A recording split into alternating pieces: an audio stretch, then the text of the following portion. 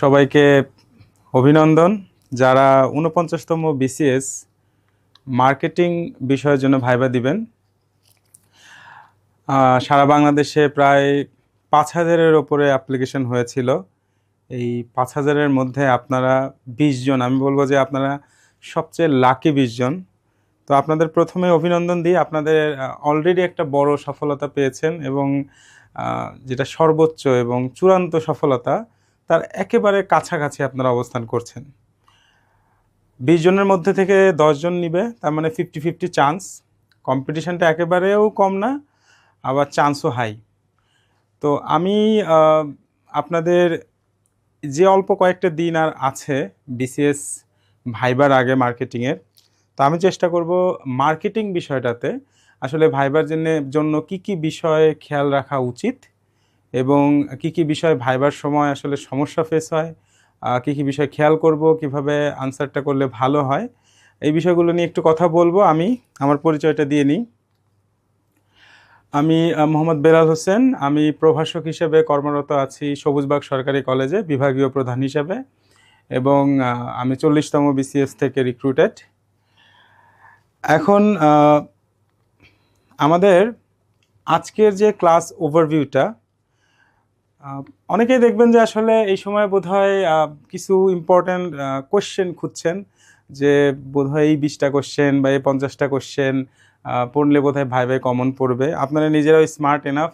আমি তো মনে করি যে এবারের স্পেশাল বিসিএসে যারা এই টপ 20-তে থাকলেন, আপনারা স্মার্টেস্ট অফ মার্কেটিং বাংলাদেশে।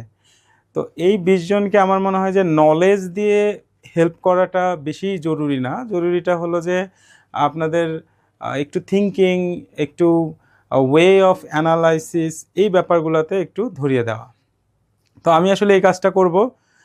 তবে তার মধ্যে আমি কিছু ইম্পর্টেন্ট টপিকস আপনাদের বলবো, যেগুলো আসলে আপনারা খেয়াল করবেন। এখানে বিশেষ করে কিছু সাবজেক্ট ভিত্তিক আমি কিছু টপিক আমার কাছে যেগুলো মনে হয়েছে যেগুলো থেকে কোশ্চেন আসে, এবং আমি আসলে আপনাদেরকে যে হেল্পটা করব, এই হেল্পটার সোর্সটা আসলে কি।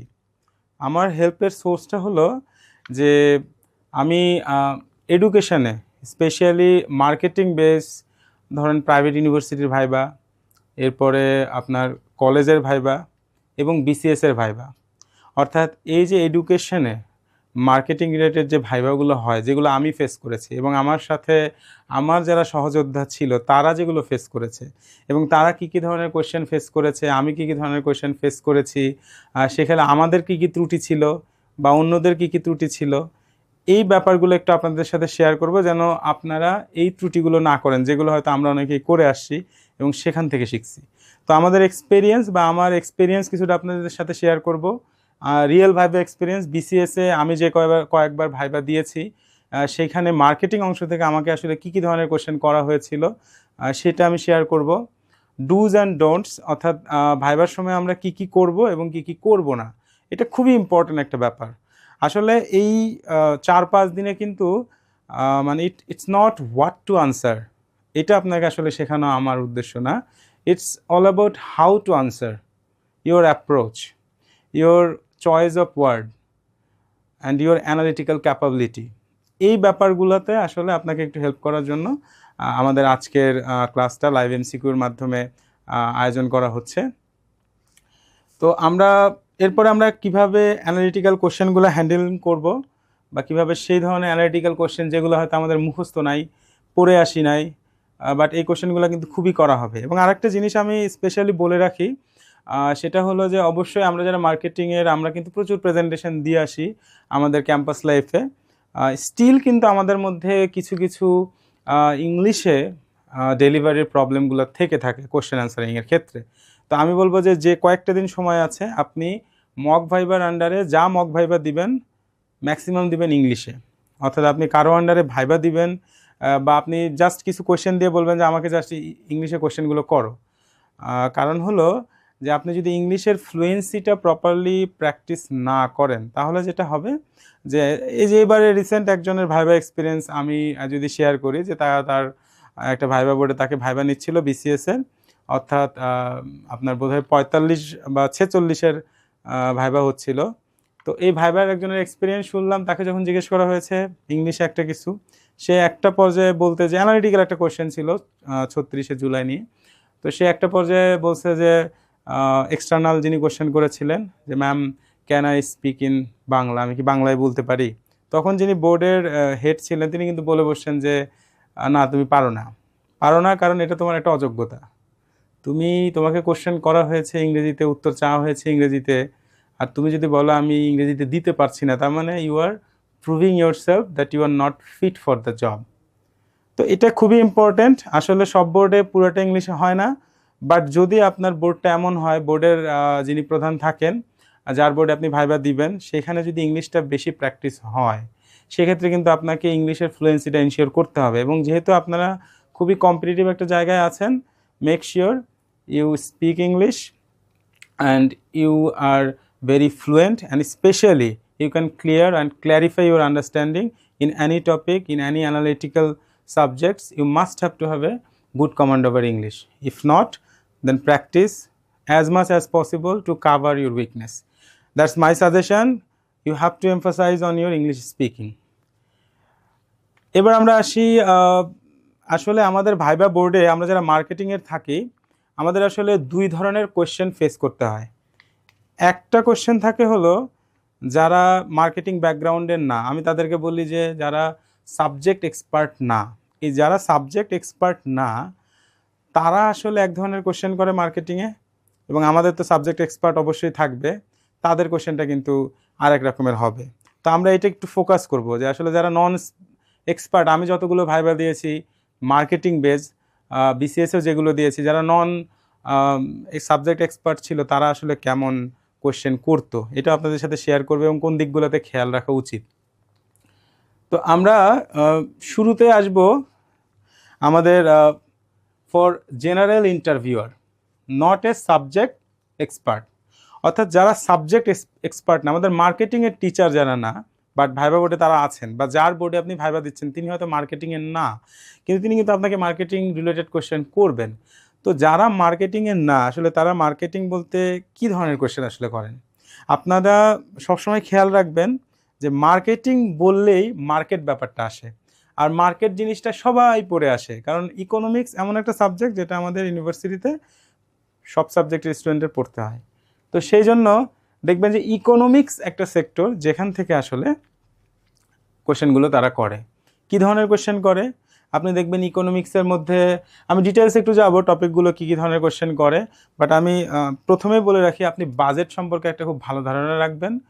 বর্তমান সময়ে যে বাজেটটা এক্সিস্টিং আছে এটা সম্পর্কে খুব একটা ভালো ধারণা রাখবেন, কারণ তারা মার্কেটিং বলতে তারা ধরেই নেয় যে মার্কেটিংয়ের স্টুডেন্ট মানে বাজেটটা সম্পর্কে সে একটা ভালো ধারণা রাখবে।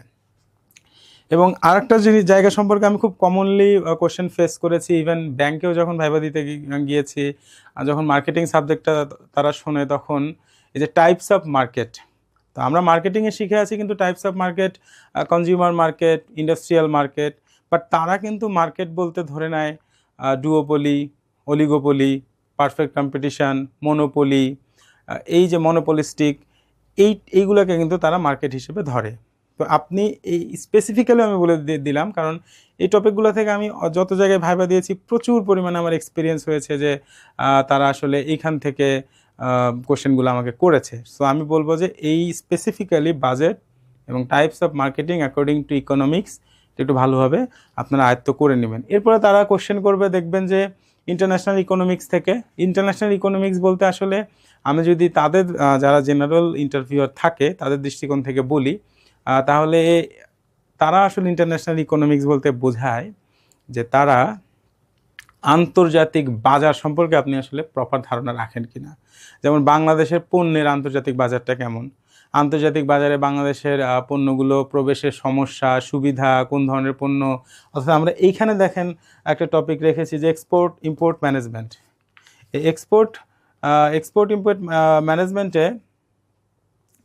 ইম্পোর্ট ম্যানেজমেন্টে আমরা আসলে দেখছি যে বাংলাদেশের আমদানি রপ্তানির চিত্রটা কি, এটা কিন্তু একটু ভালো মতো জানতে হবে।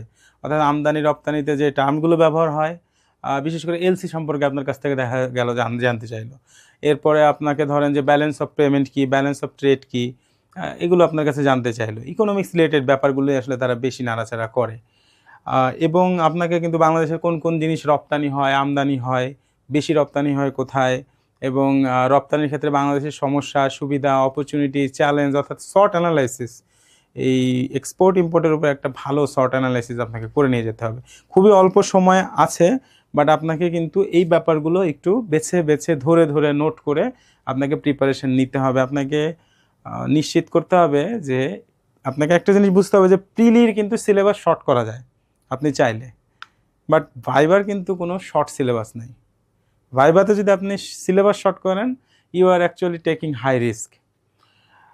এরপরে বিজনেস ল দেখবেন, যারা জেনারেল ইন্টারভিউয়ার তারা বাংলাদেশের এক্সিস্টিং কিছু বিজনেস ল নিয়ে অনেক সময় কোশ্চেন করে ফেলে। আমিও এই ধরনের কোশ্চেন ফেস করেছি, আমরা শেয়ার করব। তারপরে যদি যেহেতু এই সময় চলে আসলো কথাটা, ধরেন যে বাংলাদেশের ক্ষেত্রে আপনাকে স্পেসিফিক কোনো একটা এক্সাম্পল দিয়ে যদি বলে টোবাকো ইন্ডাস্ট্রির ক্ষেত্রে বাংলাদেশের কী কী ধরনের ল আছে, আপনাকে জানতে চাইতে পারে যে বাংলাদেশের যে এফএমসিজি যে ইন্ডাস্ট্রিগুলো আছে এদের ক্ষেত্রে আসলে বিএসটিআই কীভাবে ইনভলভ, শিল্প মন্ত্রণালয় কীভাবে ইনভলভ, এই যে ইনভলভমেন্টগুলো অর্থাৎ লয়ের মাধ্যমে, এগুলো কিন্তু আপনাকে এক্সিস্টিং ওয়েতে জানতে হবে, একটু রিয়েলিস্টিক ওয়েতে, থিওরিটিক্যাল না। কারণ আমাদের বিজনেস লতে তো আমরা আসলে অনেক কিছু পড়ে আসি, বাট বাংলাদেশে আসলে বিজনেস রিলেটেড যে শিল্প মন্ত্রণালয়ের হোক, বাণিজ্য মন্ত্রণালয়ের হোক, কমন কিছু জিনিস এগুলো একটু জানবেন। আচ্ছা, এরপরে দেখেন মার্কেটিং বলতে তারা দুইটা জিনিস ধরে নেয় যারা জেনারেল ইন্টারভিউয়ার, ব্র্যান্ডিং আর অ্যাডভার্টাইজিং। মার্কেটিং মানেই তারা ভাবে এটা অ্যাডভার্টাইজিং, আর মার্কেটিং মানেই হলো ব্র্যান্ডিং।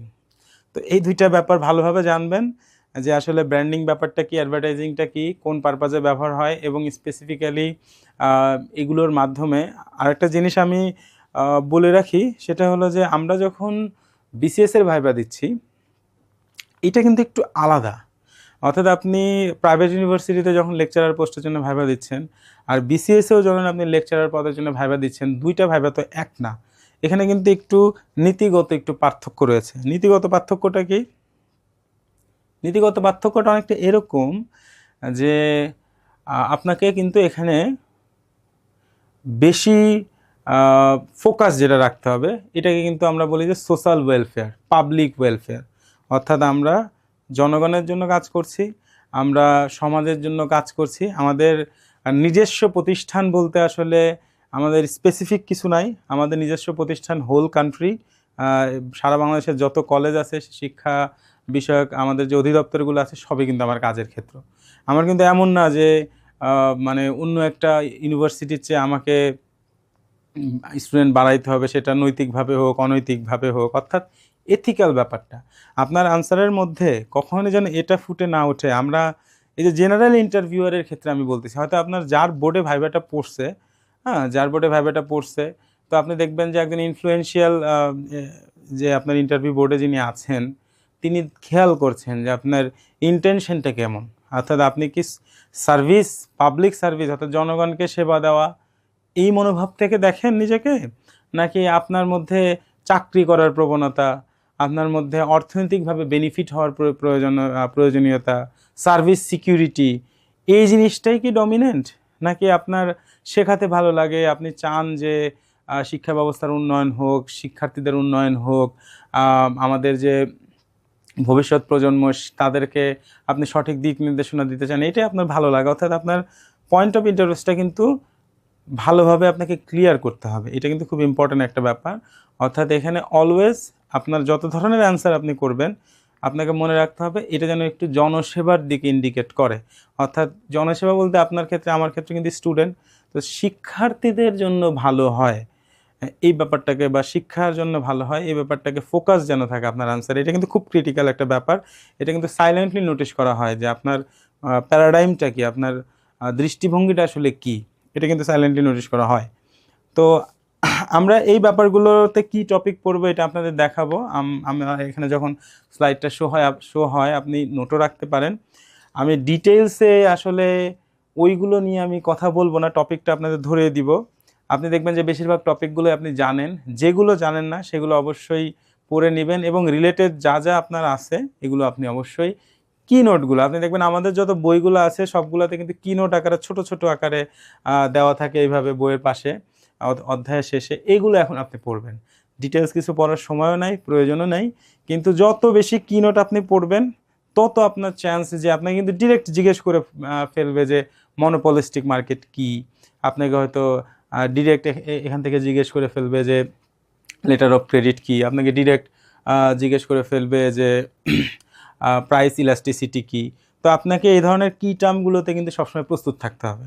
যেহেতু আপনি অ্যাজ এ লেকচারার টিচারের জন্য আপনি ভাইবা দিচ্ছেন, সুতরাং আপনার সাথে যারাই ভাইবা দিচ্ছে নাম্বার অফ কি টার্মের ক্ষেত্রে যারা বেশি আনসার করতে পারবে সম্ভাবনাময় কিন্তু তারাই বেশি হয়ে উঠবে। সুতরাং এইখানে কিন্তু সরি আমি বলবো যে সরি তো অবশ্যই আপনি না জানলে বলবেনই, বাট নাম্বার অফ সরি কি নোটের ক্ষেত্রে যদি হাই হয়ে যায় এ ধরনের কি টার্মের ক্ষেত্রে, সেই ক্ষেত্রে কিন্তু আপনার আমি বলবো যে চান্সটা কিন্তু কমে যাবে। কিছু তো আপনি অবশ্যই পারবেন না, বাট সেটা যেন হাই না হয়ে যায়, এবং সেই হাইটা যেন না হয় এজন্য কিন্তু আপনাকে প্রচুর কি টার্মসগুলো এখন পড়ে নিতে হবে। আমরা এবার একটু ভিতরে ঢুকি।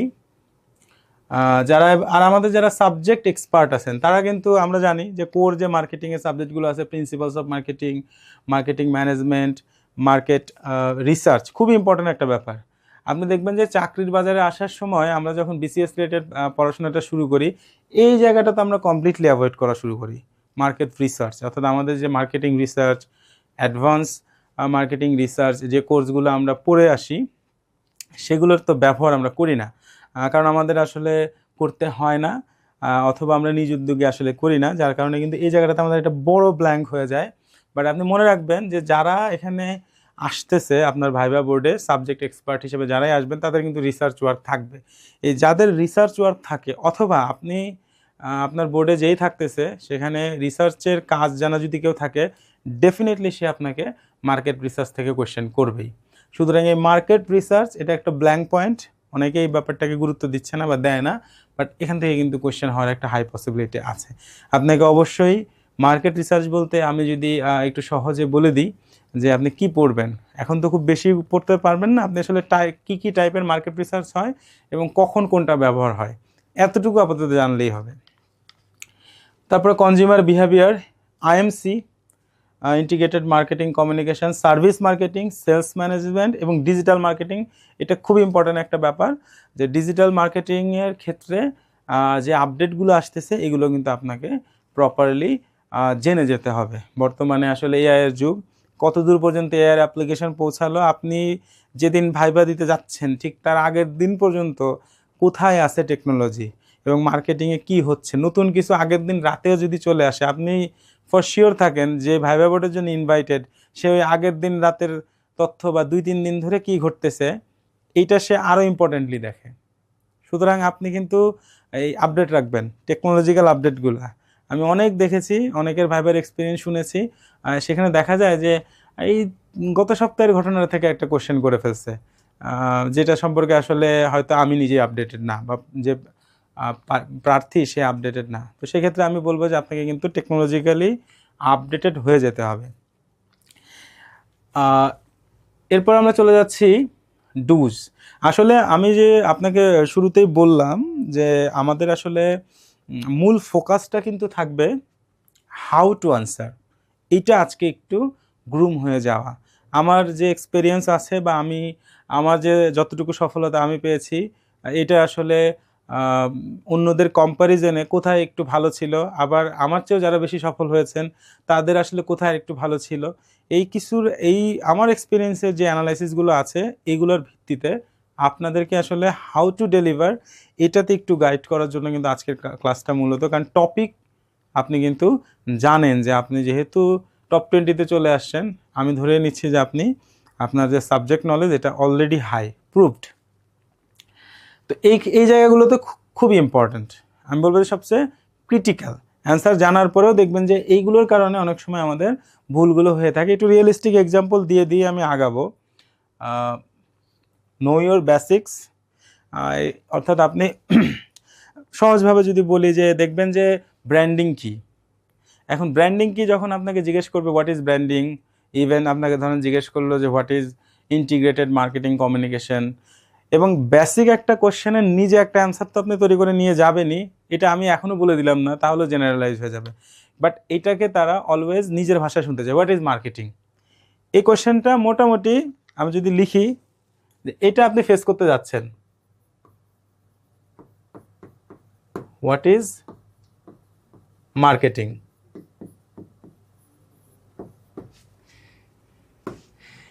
এটা একটা কমন কোয়েশ্চেন, যেটা আমার মনে হয় 20 জনের মধ্যে মিনিমাম 15 জন ফেস করবেন।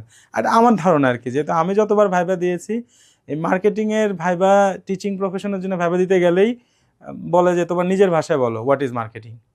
এই যে নিজের ভাষায় বলো, এইখানে কিন্তু তারা একটা ট্রিক্স করে। আপনি ধরে দেখা যাচ্ছে যে ফিলিপ কটলারের ডেফিনেশনটা মুখস্থ করে বলে দিলেন, এটা পারফেক্ট, কোনো সমস্যা নেই, but they are not satisfied after hearing the definition of Philip Kotler. They want to hear from you. What do you understand? Because marketing, it's not a scientific equation that it must be the way it is written in the book. বইয়ে যেভাবে লেখা আছে ব্যাপারটা এরকম না যে আপনাকে মার্কেটিংয়ে তাই বলতে হবে। It's evolving, marketing is changing, it's dynamic. So আপনার ধারণাটা কি, এটা তারা শুনতেছে। এখানে আপনি কিন্তু একটু এফোর্ট দিবেন। হ্যাঁ, যেমন আমি যদি কিছু অ্যান্সার বলি, যেমন আমাদের সাথে যারা ভাইবা দিয়েছিল, আমার কয়েকটা অ্যান্সার খুব ভালো লেগেছিল।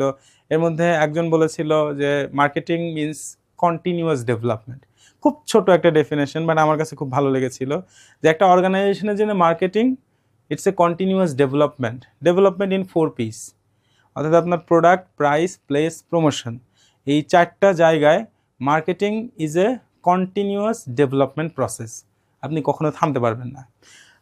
তো এরকমভাবে আপনি আপনার ডেফিনেশনটা কীভাবে কারেক্টলি আসলে এটাকে কানেক্ট করা যায় মার্কেটিংয়ের বিভিন্ন অ্যাঙ্গেল থেকে, ভালোভাবে আপনি ব্যাপারটাকে দাঁড় করাবেন। আমি একটা এক্সাম্পল আপনাকে দিলাম, একটা আমার কাছে ভালো লেগেছিল। আমাদেরই একজন ক্যান্ডিডেটকে এই কোশ্চেনটা করেছিল এবং তিনি এই অ্যান্সারটা দিয়েছিলেন। তো এরপরে আমরা আসি যে আন্ডারস্ট্যান্ডিং কি কনসেপ্টস বলতে কিন্তু আমরা বলি যেমন বেসিক কিছু কনসেপ্টস, আপনার ওরিয়েন্টেশন আছে মার্কেটিংয়ের, marketing concept, holistic marketing concept, customer concepts, এরকম নানান ধরনের ব্র্যান্ডিংয়ে অনেক কনসেপ্ট আছে। আপনি এগুলো ক্রিস্টাল ক্লিয়ার একটা ধারণা নিয়ে যাবেন। আর আরেকটা জিনিস, আসলে একটা জিনিস আপনি মনে রাখবেন যে আপনি স্টুডেন্টদের পড়াতে যাচ্ছেন, আপনার কিন্তু প্রাইমারি কাজ হবে স্টুডেন্টদেরকে পড়ানো। তো স্টুডেন্টদেরকে পড়ানোর ক্ষেত্রে সবসময় যে অ্যাঙ্গেল থেকে আপনাকে জাজ করা হবে সেটা হলো আপনি যেটা বোঝাচ্ছেন সেটা কি সহজে বোঝা যায় কিনা। অর্থাৎ আপনি বইয়ের ভাষাকে মুখস্থ করে অথবা আপনি এত কঠিন জার্গন ইউজ করে আপনি বোঝাচ্ছেন যে স্টুডেন্টরা বুঝতে পারছে না, তাহলে কিন্তু হবে না। আপনাকে মেক শিওর করতে হবে যে আপনার সামনে যে যারাই বসে আছে, you treat them as a student and you treat them as a very college first year student, so they do not know anything about marketing, so you have to make them understand with a very basic level. তো এটা আপনাকে কিন্তু ensure করতে হবে আপনার বোঝানোটা যেন খুবই clear, সহজ হয়। আর আমরা যেমন বলি যে ফর এক্সাম্পল আপনাকে জিজ্ঞেস যদি করে যে স্টুডেন্ট যে বুঝতে পারছে, এটা আপনি কীভাবে বুঝবেন, একটা কমন কোশ্চেন যেটা আসলে টিচিং প্রফেশনে জিজ্ঞেস করা হয় যে একটা স্টুডেন্ট সে যে বুঝতে পারছে এটা আপনি কীভাবে বুঝবেন। এবং কমন যে আনসারটা আমরা দিই, যে স্টুডেন্টকে জিজ্ঞেস করব, কি জিজ্ঞেস করবেন, যে তুমি কি বুঝছো বলো। বাট আমার কাছে মনে হয় যে that is not the right way to find out whether he or she has understood or not. আপনি কি করবেন, আপনি বলতে পারেন যে আসলে একটা স্টুডেন্ট কখন আমরা বলি যে সে বুঝছে, যখন কোনো একটা বিষয়ে সে নিজে একটা এক্সাম্পল দিতে পারে যেটা বইয়ে নাই এবং যেটা সে টিচারের কাছেও শুনে নাই। নিজে যখন সে একটা ওই বিষয়ের উপরে এক্সাম্পল দিতে পারে, তখন আপনি বুঝবেন যে সেই স্টুডেন্টটা আসলে ব্যাপারটা বুঝতে পারছে। This is a measurement scale, এটা আমার কাছে মনে হয়। তো আপনাকেও যদি এই ব্যাপারটা জিজ্ঞেস করে আপনি এরকম একটা অ্যান্সার দিতে পারেন, আর আপনি ধরেই নেবেন যে আপনি এমনভাবে বোঝাবেন যেন তারাও এরকম লেভেলের বোঝে, যে তারাও এক্সাম্পল দিতে পারবে। এখন যারা নন সাবজেক্ট এক্সপার্ট আছে তারাও হয়তো আপনাকে হেল্প, মানে আপনার কনসেপ্টটা তারা বুঝে ফেলতে পারবে। Relate theory to practice. এখন আপনি যতগুলো থিওরি পড়ছেন, আপনাকে এটা কিন্তু রিলেট করতে বলবে প্র্যাকটিসের সাথে। যেমন ধরেন যে আপনাকে বললো যে পোর্টার্স যে 5 ফোর্স মডেলস আছে বাংলাদেশের টেলিকম ইন্ডাস্ট্রিতে, এটা কিভাবে ইনফ্লুয়েন্স করতেছে। 5 ফোর্স কি ইকুয়ালি ইনফ্লুয়েন্স করতেছে, অর্থাৎ সাপ্লায়ার পাওয়ার, বায়ার্স পাওয়ার, আপনার কোনটা কিভাবে আপনার হলো থ্রেট অফ সাবস্টিটিউশন, কোনটা টেলিকম ইন্ডাস্ট্রিতে হাই, কোনটা লো, এই মডেলটা টেলিকম ইন্ডাস্ট্রিতে কীভাবে মানে আপনার ওয়ার্ক করতেছে, এটা কিন্তু আপনাকে জিজ্ঞেস করতে পারে। তার মানে আপনাকে থিওরি আপনার প্র্যাকটিসের সাথে, প্র্যাকটিস মিনস বাংলাদেশের মার্কেটে কীভাবে প্র্যাকটিস হচ্ছে এটার সাথে কিন্তু আপনাকে রিলেট করতে পারতে হবে, কারণ এই ধরনের প্রশ্ন করা হয়। বি কনফিডেন্ট অ্যান্ড ক্লিয়ার, অর্থাৎ আপনাকে কিন্তু অবশ্যই মনে রাখতে হবে যে আপনার যে অ্যান্সারটা এটার মধ্যে আপনার চোখে মুখে যেন কনফিউশন ক্রিয়েট না হয়, যে আপনি নিজেই কনফিউজড। আপনি যদি নিজেই কনফিউজড হন তাহলে তো একটা ইমপ্রেশন পড়ে যাবে যে আপনি স্টুডেন্টদের কী পড়াবেন, আপনি তো নিজেই ক্লিয়ার না ব্যাপারটা নিয়ে। সুতরাং আপনি যেটাই বলেন খুব কনফিডেন্টলি বলবেন, আস্তে বলেন, বাট ফার্মলি বলেন। ইউজ মার্কেটিং টার্মিনোলজি, এটা কিন্তু এক ধরনের প্রবিং, অর্থাৎ আপনি গাইড করছেন কোশ্চেন করার জন্য, হিন্টস দিচ্ছেন।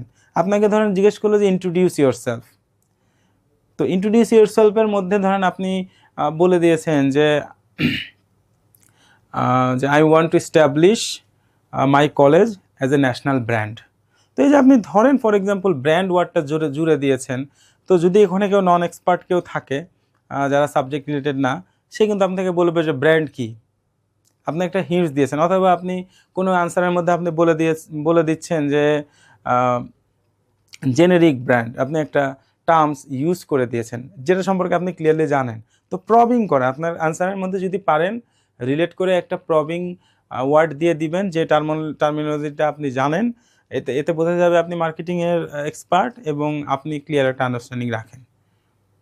এরপরে আমরা আসছি আপনার গিভ রিয়েল ওয়ার্ল্ড এক্সাম্পলস। একটু আগে আমরা বললাম যে আপনি যখনই কোনো একটা অ্যান্সার করবেন চেষ্টা করবেন সাথে একটা ছোট্ট এক্সাম্পল দিয়ে দেওয়ার জন্য। রিয়েল ওয়ার্ল্ড এক্সাম্পলটা তারা চাইবেই। আপনাকে ধরেন আপনি প্রোডাক্ট কনসেপ্ট বলতেছেন, কাস্টমার কনসেপ্ট বলতেছেন, আপনাকে জিজ্ঞেস করলো যে প্রোডাক্ট কনসেপ্ট এখন বাংলাদেশে কোথায় এখনও ব্যবহার হচ্ছে, প্রোডাকশন কনসেপ্ট কোথায় ব্যবহার হচ্ছে, বা একটা কোম্পানিতে কখন আমরা সাস্টেনেবল মার্কেটিং কনসেপ্টে যাই, সবাই কেন যাচ্ছে না। তার মানে কি রিয়েল ওয়ার্ল্ড এক্সাম্পলগুলো কিন্তু আপনাকে ডেলিভারি করতে হবে। Stay updated with Trends. আমি আপনাকে গতদিনই বললাম যে মানে গত কয়েক মিনিট আগেই বললাম, দিন না সরি, তো আমি আপনাকে বললাম যে লাস্ট ভাইবার আগের দিন পর্যন্ত আপনাকে আপডেট থেকে যেতে হবে। এখন ধরেন যে আপনাকে জিজ্ঞেস করলো যে এখন কিন্তু আপনাকে এআই ব্যাপারটা নিয়ে একটা ভালো অ্যানালিটিক্যাল ক্যাপাসিটি আপনাকে নিয়ে যেতে হবে, যে মার্কেটিংয়ে এআই আসলে কীভাবে ব্যবহার হচ্ছে এবং এই এআই এর কারণে মার্কেটিংয়ে কী কী চেঞ্জ আসতেছে, নতুন কি কি কাজ হচ্ছে, এবং যেটা আগে কঠিন ছিল এখন সহজ হচ্ছে বা আগে আরও চ্যালেঞ্জিং হয়ে যাচ্ছে, এই ব্যাপারগুলো কিন্তু আপনাকে যাই আমি বললাম এটা কি মার্কেটিংকে আরও চ্যালেঞ্জিং করছে, এটা কি অপরচুনিটি বাড়াচ্ছে, এটা কি আপনার নতুন কোনো আপনার হলো কম্পিটিশনের স্কোপ তৈরি করে দিচ্ছে, হিউম্যান নন হিউম্যান ব্যাপারটার ইম্প্যাক্ট আসলে মার্কেটিংয়ে কীভাবে ফেলবে, এই ব্যাপারগুলোর আপনার একটা জাস্টিফিকেশন আপনি অবশ্যই রাখবেন। আর আপনাকে যদি আমি বলি ফর এক্সাম্পল আপনাকে ধরো বললো যে এআই এর ফলে কাস্টমাইজেশন এবং পার্সোনালাইজেশনে কী কী চেঞ্জ আসছে তুমি বলো, তো আপনাকে কিন্তু সেভাবে আনসার দিতে হবে যে এআই আসলে কীভাবে কাস্টমাইজেশনে পার্সোনালাইজেশনে বিভিন্ন প্রতিষ্ঠানে হেল্প করছে। Maintain eye contact. অবশ্যই আপনি যখন কথা বলবেন, যারা আপনাদের মধ্যে যারা এর আগে বিভিন্ন ভাইভা ফেস করেছেন আপনারা কিন্তু অলরেডি জানেন যে আই কন্ট্যাক্টটা কী, বাট যারা হয়তো ফার্স্ট টাইম এরকম একটা রিগোরাস ভাইভাতে যাচ্ছেন তাদের জন্য স্পেসিফিক্যালি পরামর্শটা হলো যে আপনি সবসময় কোয়েশ্চেনটা আপনাকে যিনি করেছেন তার দিকে একটু বেশি ফোকাস করবেন। মানে আপনি যদি কোয়েশ্চেনটা 1 মিনিট ধরে অ্যান্সার করেন তো তার দিকে 30 সেকেন্ড থাকবেন, আর বোর্ডে আরও যে 2জন মেম্বার আছে তাদেরকে আপনি বাকি 30 সেকেন্ড দিবেন। একজনের দিকে আই কন্ট্যাক্ট করে পুরো অ্যান্সারটা করবেন না, বাকিদেরকেও আপনি কানেক্টেড রাখবেন। অর্থাৎ আপনার সামনে সবাই অডিয়েন্স, স্টুডেন্ট, তারা যেন হারিয়ে না যায় কেউ। ভাইভা বোর্ড মানে কিন্তু আমাদের কাছে মনে হচ্ছে যে 15 মিনিট, কিন্তু তাদের জন্য কিন্তু 20 জনের 15 মিনিট করে কিন্তু প্রায় 300 মিনিট। সো 300 মিনিট ধরে কিন্তু তারা এই কথা শুনছে, তারাও কিন্তু বোর্ড হয়ে যায়। তাদের মধ্যেও কিন্তু এক ধরনের আরেকজন কোশ্চেন করলে তারা ভাবে যে ঠিক আছে, লেটস গেট সাম রিল্যাক্স, কিছুক্ষণ সে কোশ্চেন করুক, বাট মেক শিওর যে they listen to you. So how can you do that? By doing eye contact, which is very critical. যে আপনার কথাটা তারা শুনবে কিনা, it totally depends on your eye contact.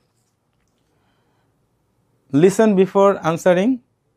অনেক সময় আমরা যেটা করে ফেলি যে হয়তো কোশ্চেনটা তারা শেষই করে নাই, তার আগে আমি আনসার করা শুরু করে দিই, কারণ আমি অ্যান্সারটা পারি। এই ক্ষেত্রেই বেশি ঘটে যে আমি কোনো একটা অ্যান্সার পারি, তো তার জন্য আমি পুরাটা শোনার আগেই আমি আনসার করা শুরু করে দিয়েছি। এই ভুলটা করা যাবে না। একটু ঠান্ডা মাথায় take a pause, let him or her finish his or her question and then start answering. Manage time effectively. আপনি আসলে কতটুকু সময় ধরে একটা কোশ্চেন করবেন, ডোন্টসের মধ্যে আমি এটা রাখছি। এটা অনেক সময় হয় যে কোশ্চেনটা আমি ভালো পারি সেটাকে আসলে আমি এত বেশি ইলাবোরেট করা শুরু করি যে আমি টাইমটা ম্যানেজ করতে পারি না, বিরক্ত হওয়া শুরু করে তারা। সো আপনাকে কিন্তু খুবই প্রিসাইজ ওয়েতে, খুবই অ্যাকুরেট এবং টু দ্য পয়েন্ট আনসার করার চেষ্টা করতে হবে, অতিরিক্ত ইলাবোরেশনে যাওয়া যাবে না। এখন আপনাকে জিজ্ঞেস করলো যে ফর এক্সাম্পল আসলে ইলাবোরেশনটা আসলে কীভাবে বড় হয়ে যেতে পারে। ধরেন আপনাকে জিজ্ঞেস করছে যে বাংলাদেশে ফর এক্সাম্পল ধরেন ইউটিলিটি থেকে আপনাকে একটা কোশ্চেন জিজ্ঞেস করছে যে ইউটিলিটিতে একটা ইউটিলিটি, ফর্ম অফ ইউটিলিটি আছে যেটাকে আমরা উপযোগ বাংলা যেটাকে বলি অর্থনীতির ভাষায়। তো এর মধ্যে একটা উপযোগ হলো আপনার স্থানগত উপযোগ বা প্লেস ইউটিলিটি আমরাকে যেটা বলি। তো এই স্থানগত উপযোগ বাংলাদেশে কারা সৃষ্টি করে, কিভাবে সৃষ্টি করে, কোন কোন প্রতিষ্ঠান আছে যারা মানে এই প্লেস ইউটিলিটির উপরে বিজনেস করতেছে, এটা ক্রিয়েট করে। তো আপনি আনসার করতেছেন যে ওকে, দারাজ, পাঠাও বা করতোয়া কুরিয়ার সার্ভিস, এই কুরিয়ার সার্ভিস বা ট্রান্সপোর্টেশন এরা আপনার হলো প্লেস ইউটিলিটি ক্রিয়েট করে বিজনেসটা করছে। এখন নেক্সট আপনাকে জিজ্ঞেস করলো যে তারা কি শুধুই প্লেস ইউটিলিটি ক্রিয়েট করতেছে? তো আপনি এখন এই যে আপনাকে ইলাবোরেশনের একটা সুযোগ দিল, আপনি আসলে কতটুকু ইলাবোরেট করবেন? আপনি বলছেন যে না, শুধুই প্লেস ইউটিলিটি তারা ক্রিয়েট করে না, অনেক ক্ষেত্রে দেখা যায় যে তাদের নিজস্ব পণ্যও থাকে, সেগুলোও দিয়েও তারা বিজনেস করে। দারাজের নিজস্ব কিছু পণ্য আছে, তারা শুধুমাত্র তারা স্টোরিং করে, স্টোরিংয়ের মাধ্যমে তারা এক ধরনের উপযোগ সৃষ্টি করে, অর্থাৎ সময়গত উপযোগ বা টাইম ইউটিলিটি তারা ক্রিয়েট করে। আপনি এতটুকু বললেন, দ্যাটস ফাইন। বাট আপনি যখন বলতেছেন ডিটেলসে চলে যাচ্ছেন, আমরা দেখি যে দারাজ নিয়ে আমি কিছুক্ষণ কথা বললাম, আমি কুরিয়ার সার্ভিস নিয়ে কিছুক্ষণ কথা বললাম, আমি এরপরে আপনার হলো পাঠাও নিয়ে কিছুক্ষণ কথা বললাম, আমি হয়তো ফুড পান্ডা নিয়ে কিছুক্ষণ কথা বললাম, অর্থাৎ অনেক কিছু একসাথে, যেহেতু আমি জানি ব্যাপারটা খুব সহজ লাগছে আমার কাছে, এই যে অনেক কিছু জুড়ে দেওয়া শুরু করছি, আপনি ভাবতেছেন যে অনেক এক্সাম্পল দিলে বোধহয় আমি বুঝবে তারা যে আমি অনেক ভালো বুঝছি। আসলে তারা আপনার একটা এক্সাম্পল দিলেই বুঝতে পারবে। আপনি যখন বলছেন যে হ্যাঁ দারাজ স্টোরও করে, স্টোরের মাধ্যমে তারা আসলে এক ধরনের টাইম ইউটিলিটিও তৈরি করে, তাদের নিজস্ব কিছু প্রোডাক্ট বা সার্ভিস আছে, এটা তৈরির মাধ্যমেও তারা এক ধরনের ফর্ম ইউটিলিটিও তৈরি করে। আপনি একটা দিয়ে বললেই ফাইন। সো আপনাকে বুঝতে হবে যে ইলাবোরেশনটা কোথায় স্টপ করতে হবে এবং কোথায় আসলে বাড়াতে হবে। এটা আপনাকে টাইম ম্যানেজমেন্টটা প্রপারলি করতে হবে। এরপরে আসি আমরা ডোন্টসগুলা, কোনগুলো আমরা করব না। এর মধ্যে প্রথমে রয়েছে ডোন্ট প্যানিক অর গেস।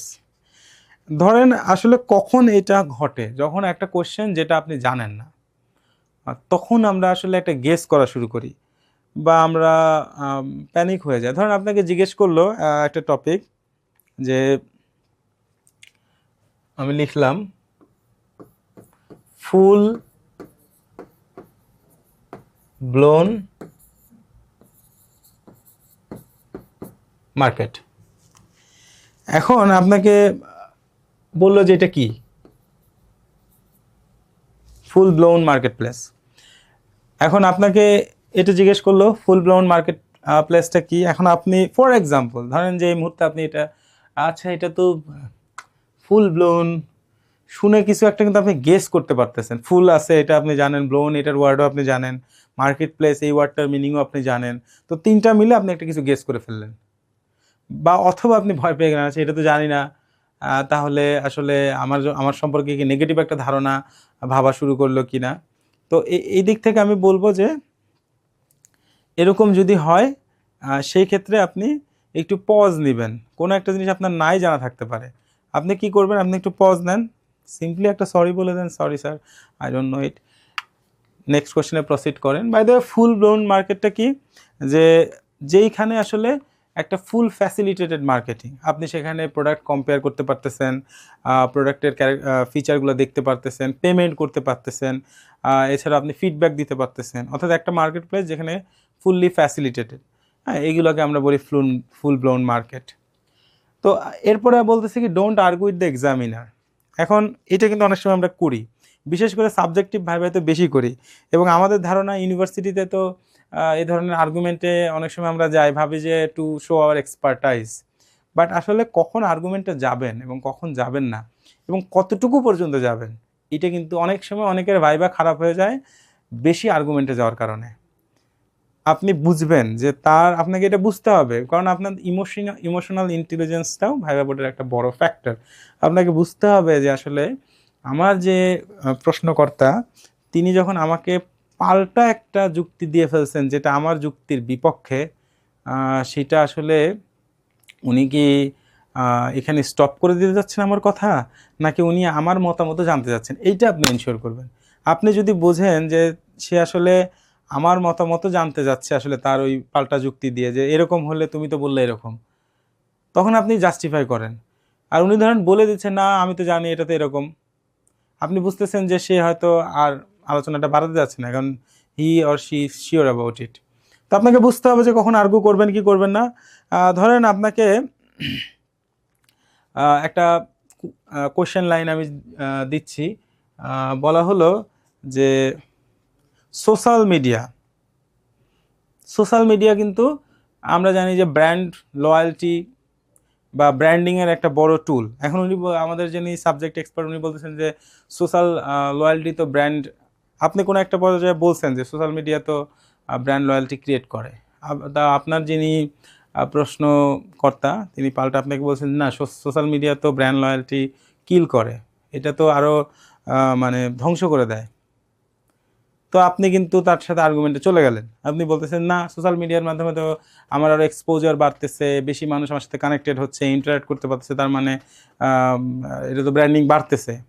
ঠিক আছে, এখন উনি বলতেছে যে না, একটা গুজব ছড়ানোর মাধ্যমে তো আরও বেশি নেগেটিভ হয়ে যাচ্ছে, সেটা আমি হ্যান্ডেলই করতে পারতেছি না। আগে তো আমার মানে কোনো একটা গুজব ছড়ালে আমার একটা লিমিটের মধ্যে থাকতো, আমি এটাকে হ্যান্ডেল করতে পারতাম, হয়তো নিউজ পেপারে আমি একটা মানে স্টেটমেন্ট দিয়ে আমি সেটাকে হ্যান্ডেল করতে পারতাম, টিভিতে আমি একটা স্টেটমেন্ট দিয়ে প্রেস রিলিজ করে আমি একটা ইন্টারভিউ দিয়ে হ্যান্ডেল করতে পারতাম। এখন তো আমি পাচ্ছি না, আমি বলার আগে যেভাবে ব্যাপারটাকে ডিভাস্টেটেড ওয়েতে নিয়ে যাওয়া হচ্ছে মিডিয়াতে, সোশ্যাল মিডিয়াতে, আমার তো ব্র্যান্ড লয়্যালটি একটা ঠুনকো অবস্থায় রয়ে যাচ্ছে। মানে কিছু একটা যদি গুজবও ছড়ায় যায়, আমার তো কন্ট্রোল করা মুশকিল হয়ে যাচ্ছে, তাহলে তো এটা তো আসলে কিল করতেছে।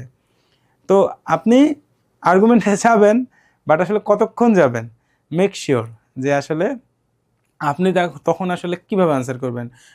আপনি তখন বলতেছেন যে হ্যাঁ ম্যাডাম, স্যার বা আপনার সামনে যিনি থাকেন, যে স্যার আসলেই এটা আমাদের জন্য এটা চ্যালেঞ্জিং, বাট আমাদেরকে অবশ্যই সোশ্যাল মিডিয়াকে একটা অপরচুনিটি ওয়েতেই দেখতে হবে, এবং আমাদের একটা কিন অবজারভেশন সবসময় রাখতে হবে। আমরা ইনফ্লুয়েন্সার মার্কেটিং ব্যবহার করি, আমাদের কিন্তু বড় বড় যারা আমার বিজনেসের সাথে, ধরেন এখন ভিভোর একটা যদি রিমোট ছড়ায় ক্যামেরা নিয়ে, তো অনেক ইনফ্লুয়েন্সার কিন্তু আছে বাংলাদেশে যাদের প্রচুর ট্রাস্টওয়ার্দিনেস আছে, তো ওই ইনফ্লুয়েন্সারদের সাথে আপনার একটা গুড রিলেশন রাখতে হবে। এই ধরনের চ্যালেঞ্জ, অর্থাৎ আপনি বুঝাবেন যে এটা অবশ্যই চ্যালেঞ্জ, অ্যাকসেপ্টেড চ্যালেঞ্জ, বাট আমার কিছু ওয়েজও আছে এগুলোকে মিট আপ করার জন্য। হ্যাঁ, তো এইগুলো আপনি বলবেন, মানে তাকে নিয়ে আপনি আগালেন। আমি বোঝা যাচ্ছে যখন একটা আর্গুমেন্ট তৈরি হয়েছে, তখন আপনি তাকে অ্যাকসেপ্ট করে সেই চ্যালেঞ্জটা, তার সাথে আপনার যে পয়েন্ট অফ আপনার হলো যে আর্গুমেন্ট তৈরি হয়েছে, ওইটাকে অ্যাকসেপ্ট করে কিভাবে ওইটাকে আমরা সলভ করতে পারি ইন মার্কেটিং, এইভাবে আপনি আপনার আনসারটা করার চেষ্টা করবেন। এরপরে আমরা বলতেছি যে ডোন্ট ইউজ জার্গান উইদাউট আন্ডারস্ট্যান্ডিং।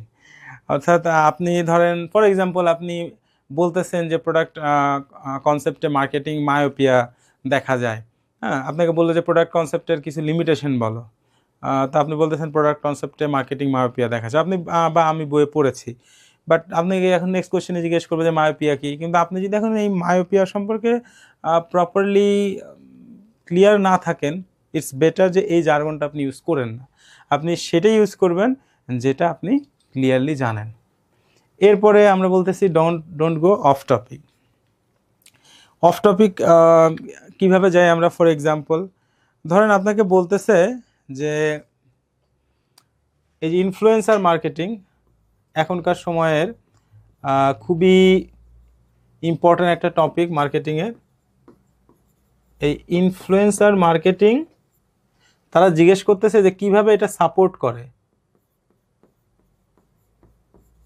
হ্যাঁ, যে হাউ এই influencer marketing supports traditional marketing.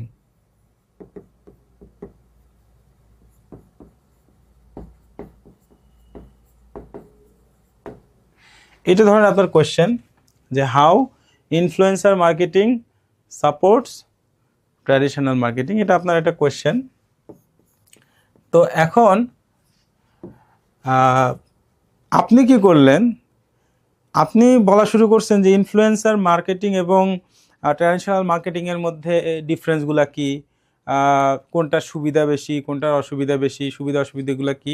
আপনি কিন্তু অফ টপিক যাওয়া শুরু করছেন। আপনাকে বলছে যে এটা কানেক্ট হয় কীভাবে, ইনফ্লুয়েন্সার মার্কেটিং কীভাবে হেল্প করতেছে ট্র্যাডিশনাল মার্কেটিংয়ে, বাট আপনি চলে যাচ্ছেন দুইটার পার্থক্যে, আবার দুইটার সুবিধা অসুবিধাতে। তো আপনাকে অবশ্যই টপিকে থাকতে হবে, আপনাকে শিওর করতে হবে যে এদের মধ্যে লিঙ্ক আপটা কী। আপনার কাছে লিঙ্ক আপ জানতে চেয়েছে, বাট আপনি হয়তো ডিফারেন্সের দিকে চলে গেছেন। তো মেক শিওর যে আপনি এটা যেন না করেন। ডোন্ট মেমোরাইজ ব্লাইন্ডলি, এটা আমাদের কমন একটা কথা, অর্থাৎ আপনি এই মুহূর্তে মুখস্থ করবেনই কি টার্মগুলো, বাট নিজের ভাষায় বলার মতো একটা ক্ষমতা যেন আপনার থাকে। ব্লাইন্ড মুখস্থ আপনি করবেন না। ডোন্ট ওভার এক্সপ্লেইন, একটু আগে যেটা বললাম যে অনেক সময় আমরা মানে বলতে বলতে অনেক বেশি বলে ফেলি। ডোন্ট শো অ্যারোগেন্স, এইটা কিন্তু খুব ইম্পর্টেন্ট, এটা হলো ভাই ফেল করার মতো একটা কারণ। ইফ ইউ শো অ্যারোগেন্স, আপনি মনে রাখবেন যে আমরা যখন গভর্নমেন্ট সেক্টরে রিক্রুটমেন্টগুলো হয়, ইভেন বিসিএসে রিক্রুটমেন্টগুলো হয়, আপনার বা আমার স্কিল, দক্ষতা, এটাকে যেমন ইম্পর্টেন্স দিয়ে দেখা হয়, একই রকম ইম্পর্টেন্স দিয়ে কিন্তু দেখা হয় আপনার লয়্যালটিটাকে, অর্থাৎ আপনি লয়াল কিনা, অর্থাৎ আপনার বিহেভিয়ারটা, আপনি বিহেভিয়ারের মধ্যে এক ধরনের ভদ্রতা আছে কিনা, অর্থাৎ আপনার সাথে মতের মিল না হলে আপনি কি আপনার টেম্পারমেন্টটা লুজ করে ফেলেন কিনা, অথবা আপনি অন্যদেরকে কি চোখে দেখেন, আপনি তাদেরকে কি ধরে নেন যে তারা কিছুই জানে না, আপনি সব জানেন, এই ধরনের একটা অ্যাটিটিউড আপনার মধ্যে আছে কিনা। এটা যদি থাকে তাহলে কিন্তু এটা খুব নেগেটিভ একটা ইম্প্যাক্ট ফেলে। সুতরাং আপনাকে মেক শিওর করতে হবে যে আপনার মধ্যে যেন এই অ্যারোগেন্সিটা শো না হয়, অর্থাৎ আপনার বডি ল্যাঙ্গুয়েজটা এমন থাকবে যে আপনি তাদেরকে সব সময় বোঝাবেন যে আই এম এ লার্নার, আমি যে কোনো সময় যে কারো কাছ থেকে শিখতে রাজি আছি। এরপরে ডোন্ট ইগনোর ইথিক্যাল অ্যাসপেক্টস, যেটা এখন একটু আগেও আমি শুরুতেও বলেছিলাম যে আমাদের কিন্তু ধরেন প্রাইভেট ইউনিভার্সিটিগুলোতে অর ইউনিভার্সিটিগুলোতে যেখানে আপনি যান, তার সাথে সিভিল সার্ভিসের একটা ডিফারেন্স আছে এথিক্সের ব্যাপারে। আর সেটা হলো যখন একটা ভাইবা নেওয়া হচ্ছে সিভিল সার্ভিসে, যে ব্যক্তির ভাইবা নেওয়া হচ্ছে সে আসলে কতটুকু এথিক্যাল, এটা খুবই ইম্পর্টেন্টলি দেখা হয় তার নলেজের চেয়েও। অর্থাৎ সে খুব জ্ঞানী, কিন্তু তার উদাহরণ শুনে, তার যুক্তি শুনে বোঝা যাচ্ছে সে আসলে মানে সমাজের প্রতি এতটা দায়িত্বশীল না, বা সে যে ধরনের এক্সাম্পল দিচ্ছে, যে ধরনের লজিক দিচ্ছে, এটা সমাজের জন্য, দেশের মানুষের জন্য, শিক্ষার্থীদের জন্য ভালো হোক না মন্দ হোক, এটাতে সে কেয়ার করে না, সে আসলে বুঝাইতে পারলেই হইল। সুতরাং আপনি বোঝাচ্ছেন, বাট এথিক্যালি বোঝাচ্ছেন কিনা কোনো একটা টপিক, এটা আপনাকে এনশিওর করতে হবে। অর্থাৎ এথিক্স বলতে আসলে আমি কি মেনটেন করব, আমি এমন কোনো এক্সাম্পল, এমন কোনো লজিক দিব না যেটা আমার দেশের কালচারের সাথে যাচ্ছে না, আমার দেশের সোসাইটির বিলিফের সাথে যাচ্ছে না। হ্যাঁ, এই ধরনের এথিক্যাল ব্রেক, অর্থাৎ আমাদের গভর্নমেন্টের যে কিছু নেচার আছে, তাদের প্র্যাকটিসের কিছু নেচার আছে, এইগুলোর সাথে অ্যালাইন করে, অর্থাৎ যেন আনএথিক্যাল কিছু এক্সাম্পল আমরা না দিয়ে ফেলি।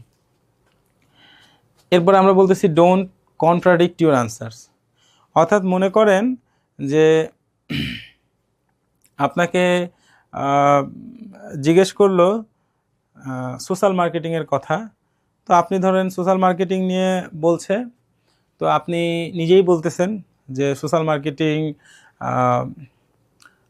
প্রফিট জেনারেশনের জন্য কাজ করে না। এখন আপনাকে জিজ্ঞেস করলো যে তুমি কি শিওর যে, কিন্তু আমরা তো দেখি যে ইউনিলিভার তারা ধরেন তাদের লাইফ বয়ের জন্য হাইজিন ক্যাম্পেইন করতেছে, তো এই হাইজিন ক্যাম্পেইনটা ফ্রি থাকে। কিন্তু এই যে হাইজিন ক্যাম্পেইনটা করতেছে এর পিছনে তাদের উদ্দেশ্য হলো যে তাদের জন্য লাইফ বয়ের সেলসটা বাড়ে এবং তারা যেন প্রফিট আর্ন করতে পারে। কিন্তু তারা ধরো যে আপনাকে বলতেছে, কিন্তু তারা তো বলতেছে এটা তাদের পার্ট অফ সোশ্যাল মার্কেটিং, কিন্তু আসলে তো এটা প্রফিট জেনারেশনই তাদের মূল উদ্দেশ্য। এখন আপনি বলতেছেন যে হ্যাঁ স্যার, আসলে সোশ্যাল মার্কেটিংয়ের একটা হিডেন ইয়ে থাকে, নিড থাকে, সেটা হলো প্রফিট জেনারেট করা। তাহলে আপনি শুরুতে বললেন যে না, সোশ্যাল মার্কেটিং মানে এটার উদ্দেশ্য প্রফিট জেনারেশন থাকবে না, এখন আবার বলতেছেন যে না, এর একটা হিডেন নিড থাকে প্রফিট জেনারেট করা। তাহলে কিন্তু আপনি আপনার আনসারকে কন্ট্রাডিক্ট করা শুরু করলেন, ডিরেক্ট কন্ট্রাডিকশন। এইটা কিন্তু করা যাবে না। আপনাকে ওই যে বললাম অ্যালাইন করে চলা। আপনাকে যখন এরকম একটা এক্সাম্পল দিচ্ছে তখন আপনি বলবেন যে স্যার, যখন আমরা এথিক্যালি একটা সোশ্যাল মার্কেটিং করি তখন আমাদের অবশ্যই আমাদের উদ্দেশ্য থাকবে সোসাইটির ওয়েলফেয়ারের মাধ্যমে আমার যে অর্গানাইজেশন আছে সেই অর্গানাইজেশনের যে ব্র্যান্ডিং বলি, রেপুটেশন বলি, সেটাকে বাড়ানোর চেষ্টা করা, আমার প্রতিষ্ঠান সম্পর্কে একটা ভালো ইমেজ ক্রিয়েট করা, অর্থাৎ আমার প্রতিষ্ঠান যে সমাজের জন্য কাজ করে এই কমিউনিকেশনটা ডেভেলপ করা, এইটাই আমার মূল উদ্দেশ্য। এর কারণে অনেক সময় সেলসে আমাদের ডেভেলপমেন্ট হয়, বাট আমাদের goal is clear, that is to work for the society. ওগুলো ইনডিরেক্ট আউটকাম, যেটা আমাদের মূল লক্ষ্য না। আপনি এরকমভাবে একটা আনসার দিলেন। এরপরে আমরা বললাম যে ডোন্ট ফরগেট বডি ল্যাঙ্গুয়েজ, অর্থাৎ এগেইন আপনার আই কন্ট্যাক্ট, আপনি কিভাবে বসে আছেন, আপনি হাত কিভাবে ব্যবহার করছেন, বা আপনার কোনো মুদ্রা দোষ আমরা অনেক সময় দেখি, হাত কচলানো বা দেখা যাচ্ছে হাতের আঙ্গুল ফোটানো, এরকম নানান ধরনের কিছু 15-20 মিনিট থাকে, তো অনেক সময় এটা আমরা করে ফেলি। সো আপনি মেক শিওর যে আপনার বডি ল্যাঙ্গুয়েজটা পারফেক্ট আছে কিনা, কনশাস থাকবেন যে আপনার বসার style, are you straight enough, এটা আছেন কিনা, এটা আপনি এনশিওর করবেন। তো এতক্ষণ আমরা যেগুলো বললাম এগুলোই কিন্তু এই আগামী সপ্তাহে বা এক সপ্তাহ পর আপনার যে ভাইবা হবে সেখানে আপনাকে এনশিওর করতে হবে। এটা হলো মেইন ব্যাপার মার্কেটিংয়ের ভাইবার জন্য। এবার আমরা একটু টপিকগুলোও দেখাবো আপনাদের। যেমন মাইক্রো ইকোনমিক্স থেকে আপনি কি কি দেখবেন? আপনি ডিমান্ড দেখবেন, সাপ্লাই দেখবেন, ইলাস্টিসিটি দেখবেন, utility, opportunity cost, market equilibrium, এবং বাংলাদেশে ধরেন আপনাকে জিজ্ঞেস করবে অ্যানালিটিক্যাল কোশ্চেনের জন্য আপনি অলওয়েজ রেডি থাকবেন। ধরেন মার্কেট ইকুইলিব্রিয়াম, বাংলাদেশের প্রাইস কি মার্কেট ইকুইলিব্রিয়াম ফলো করে? হ্যাঁ, আপনাকে কিন্তু এই ধরনের অ্যানালিটিক্যাল কোশ্চেন জিজ্ঞেস করবে এবং আপনি মেক ইউর ওন অ্যান্সার, একটা অ্যান্সার আপনি রেডি রাখবেন, আপনাকে সবসময় ভাববেন এইগুলো নিয়ে। এবং এই যে এখানে আমি বললাম মনোপলি, মনোপলিস্টিক, পারফেক্ট কম্পিটিশন, এই যে টাইপ অফ মার্কেট, খুব ভালোভাবে এটা আপনি পড়ে নেবেন। আপনার যে বিভিন্ন টাইপের কস্ট আছে, এছাড়াও আরও আছে। আপনার আমাদের যে মাইক্রো ইকোনমিক্স বই আছে, বইয়ের সাথে কিন্তু অনেক কি টার্মস আছে, আপনি এই কি টার্মসগুলো পড়বেন। এরপরে ম্যাক্রোতে আপনার ওই একই রকমভাবে ইনফ্লেশন, বাংলাদেশের বর্তমানে ইনফ্লেশন কত, তারপরে ইনফ্লেশন বাংলাদেশের কেন, মানে বাজারের সাথে কি এটা কি কনসিস্টেন্ট কিনা, আপনার কি মনে হয় কিনা এটা কনসিস্টেন্ট, বা ইনফ্লেশন কমানোর উপায় কি, বাড়ানোর উপায় কি, তারপরে মুদ্রার ক্ষেত্রে মুদ্রার মানে অবমূল্যায়ন, এটারও ইম্প্যাক্ট আপনার হলো এক্সপোর্টে কি পড়ে, ইম্পোর্টে কি পড়ে, টাকাকে যদি টাকার মান যদি কমে যায় তাহলে কি এক্সপোর্ট বাড়ে কিনা, টাকার মান যদি বাড়ায় দিই তাহলে এক্সপোর্ট বাড়ে কিনা, এইরকম নানান কিছু যে অ্যানালাইসিসগুলো, এগুলো আপনার ক্লিয়ার থাকতে হবে। আপনি এগুলো দেখবেন জিডিপি, জিএনপি থেকে শুরু করে আমাদের যে মনিটারি পলিসিগুলো আছে, ফিসক্যাল পলিসিগুলো আছে, এগুলো সম্পর্কে আপনি একটু ভালো ধারণা আপনি নিয়ে যাবেন ম্যাক্রো ইকোনমিক্সের এই টপিকগুলো সম্পর্কে অবশ্যই। এরপরে আমরা আসতেছি ইন্টারন্যাশনাল ইকোনমিক্স। এগেইন ওয়ার্ল্ডের যে বিশেষ করে ওয়ার্ল্ড ট্রেড অর্গানাইজেশন, এটা সম্পর্কে কিন্তু ভালোভাবে জেনে যাবেন। আর একটা জিনিস আমি বলে রাখি, সেটা হলো মার্কেটিংয়ের বিশ্বে মার্কেট রিসার্চ নিয়ে যারা কাজ করে, ভালো ভালো কিছু রিসার্চ ফার্মের নাম, রিসার্চ জার্নালের নাম। এরপরে আপনার হলো মার্কেটিং, ওয়ার্ল্ড মার্কেটিং সামিট যেটা হয়, এটা সম্পর্কে একটু ভালোভাবে জেনে যাবেন। ফিলিপ কটলার সম্পর্কে একটু ভালোভাবে জেনে যাবেন অবশ্যই। এখানে আমরা কিছু ইন্টারন্যাশনাল ইকোনমিক্সের টার্মস দিয়ে দিয়েছি, এগুলো অবশ্যই কভার করবেন, কারণ এগুলো আমার কাছে মনে হচ্ছে সবচেয়ে ফ্রিকোয়েন্টলি আস্কড কোয়েশ্চেন্স।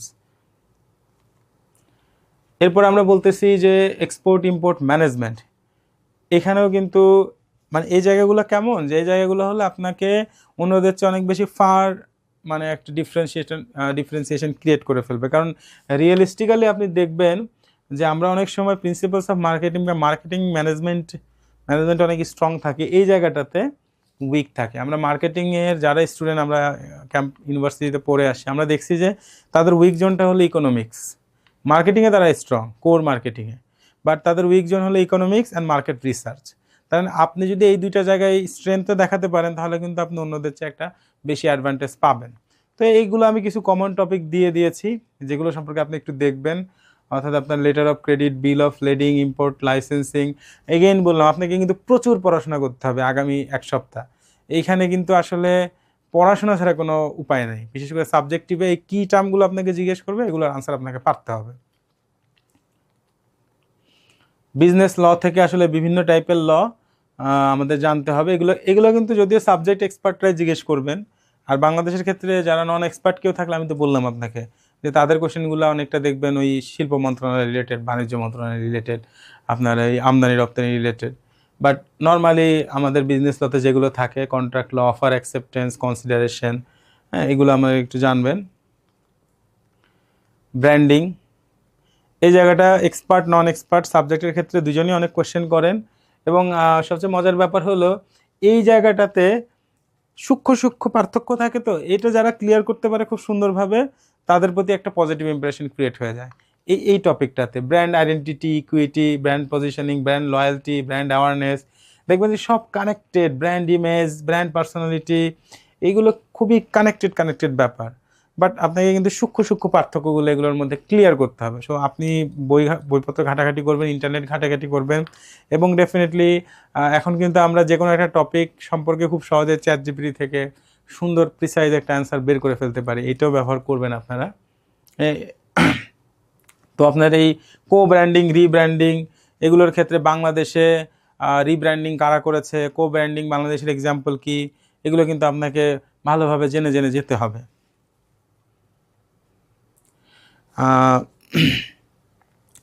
এরপরে দেখেন অ্যাডভার্টাইজিং, এক্সপার্ট নন এক্সপার্ট দুজনের জন্যই ব্যবহার হয় অ্যাডভার্টাইজিংয়ের টপিকগুলো।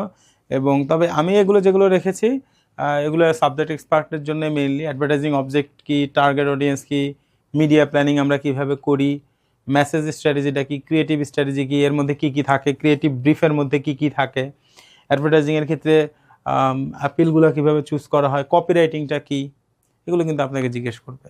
সুতরাং আপনি এগুলো সম্পর্কে একটু ভালোভাবে জানবেন।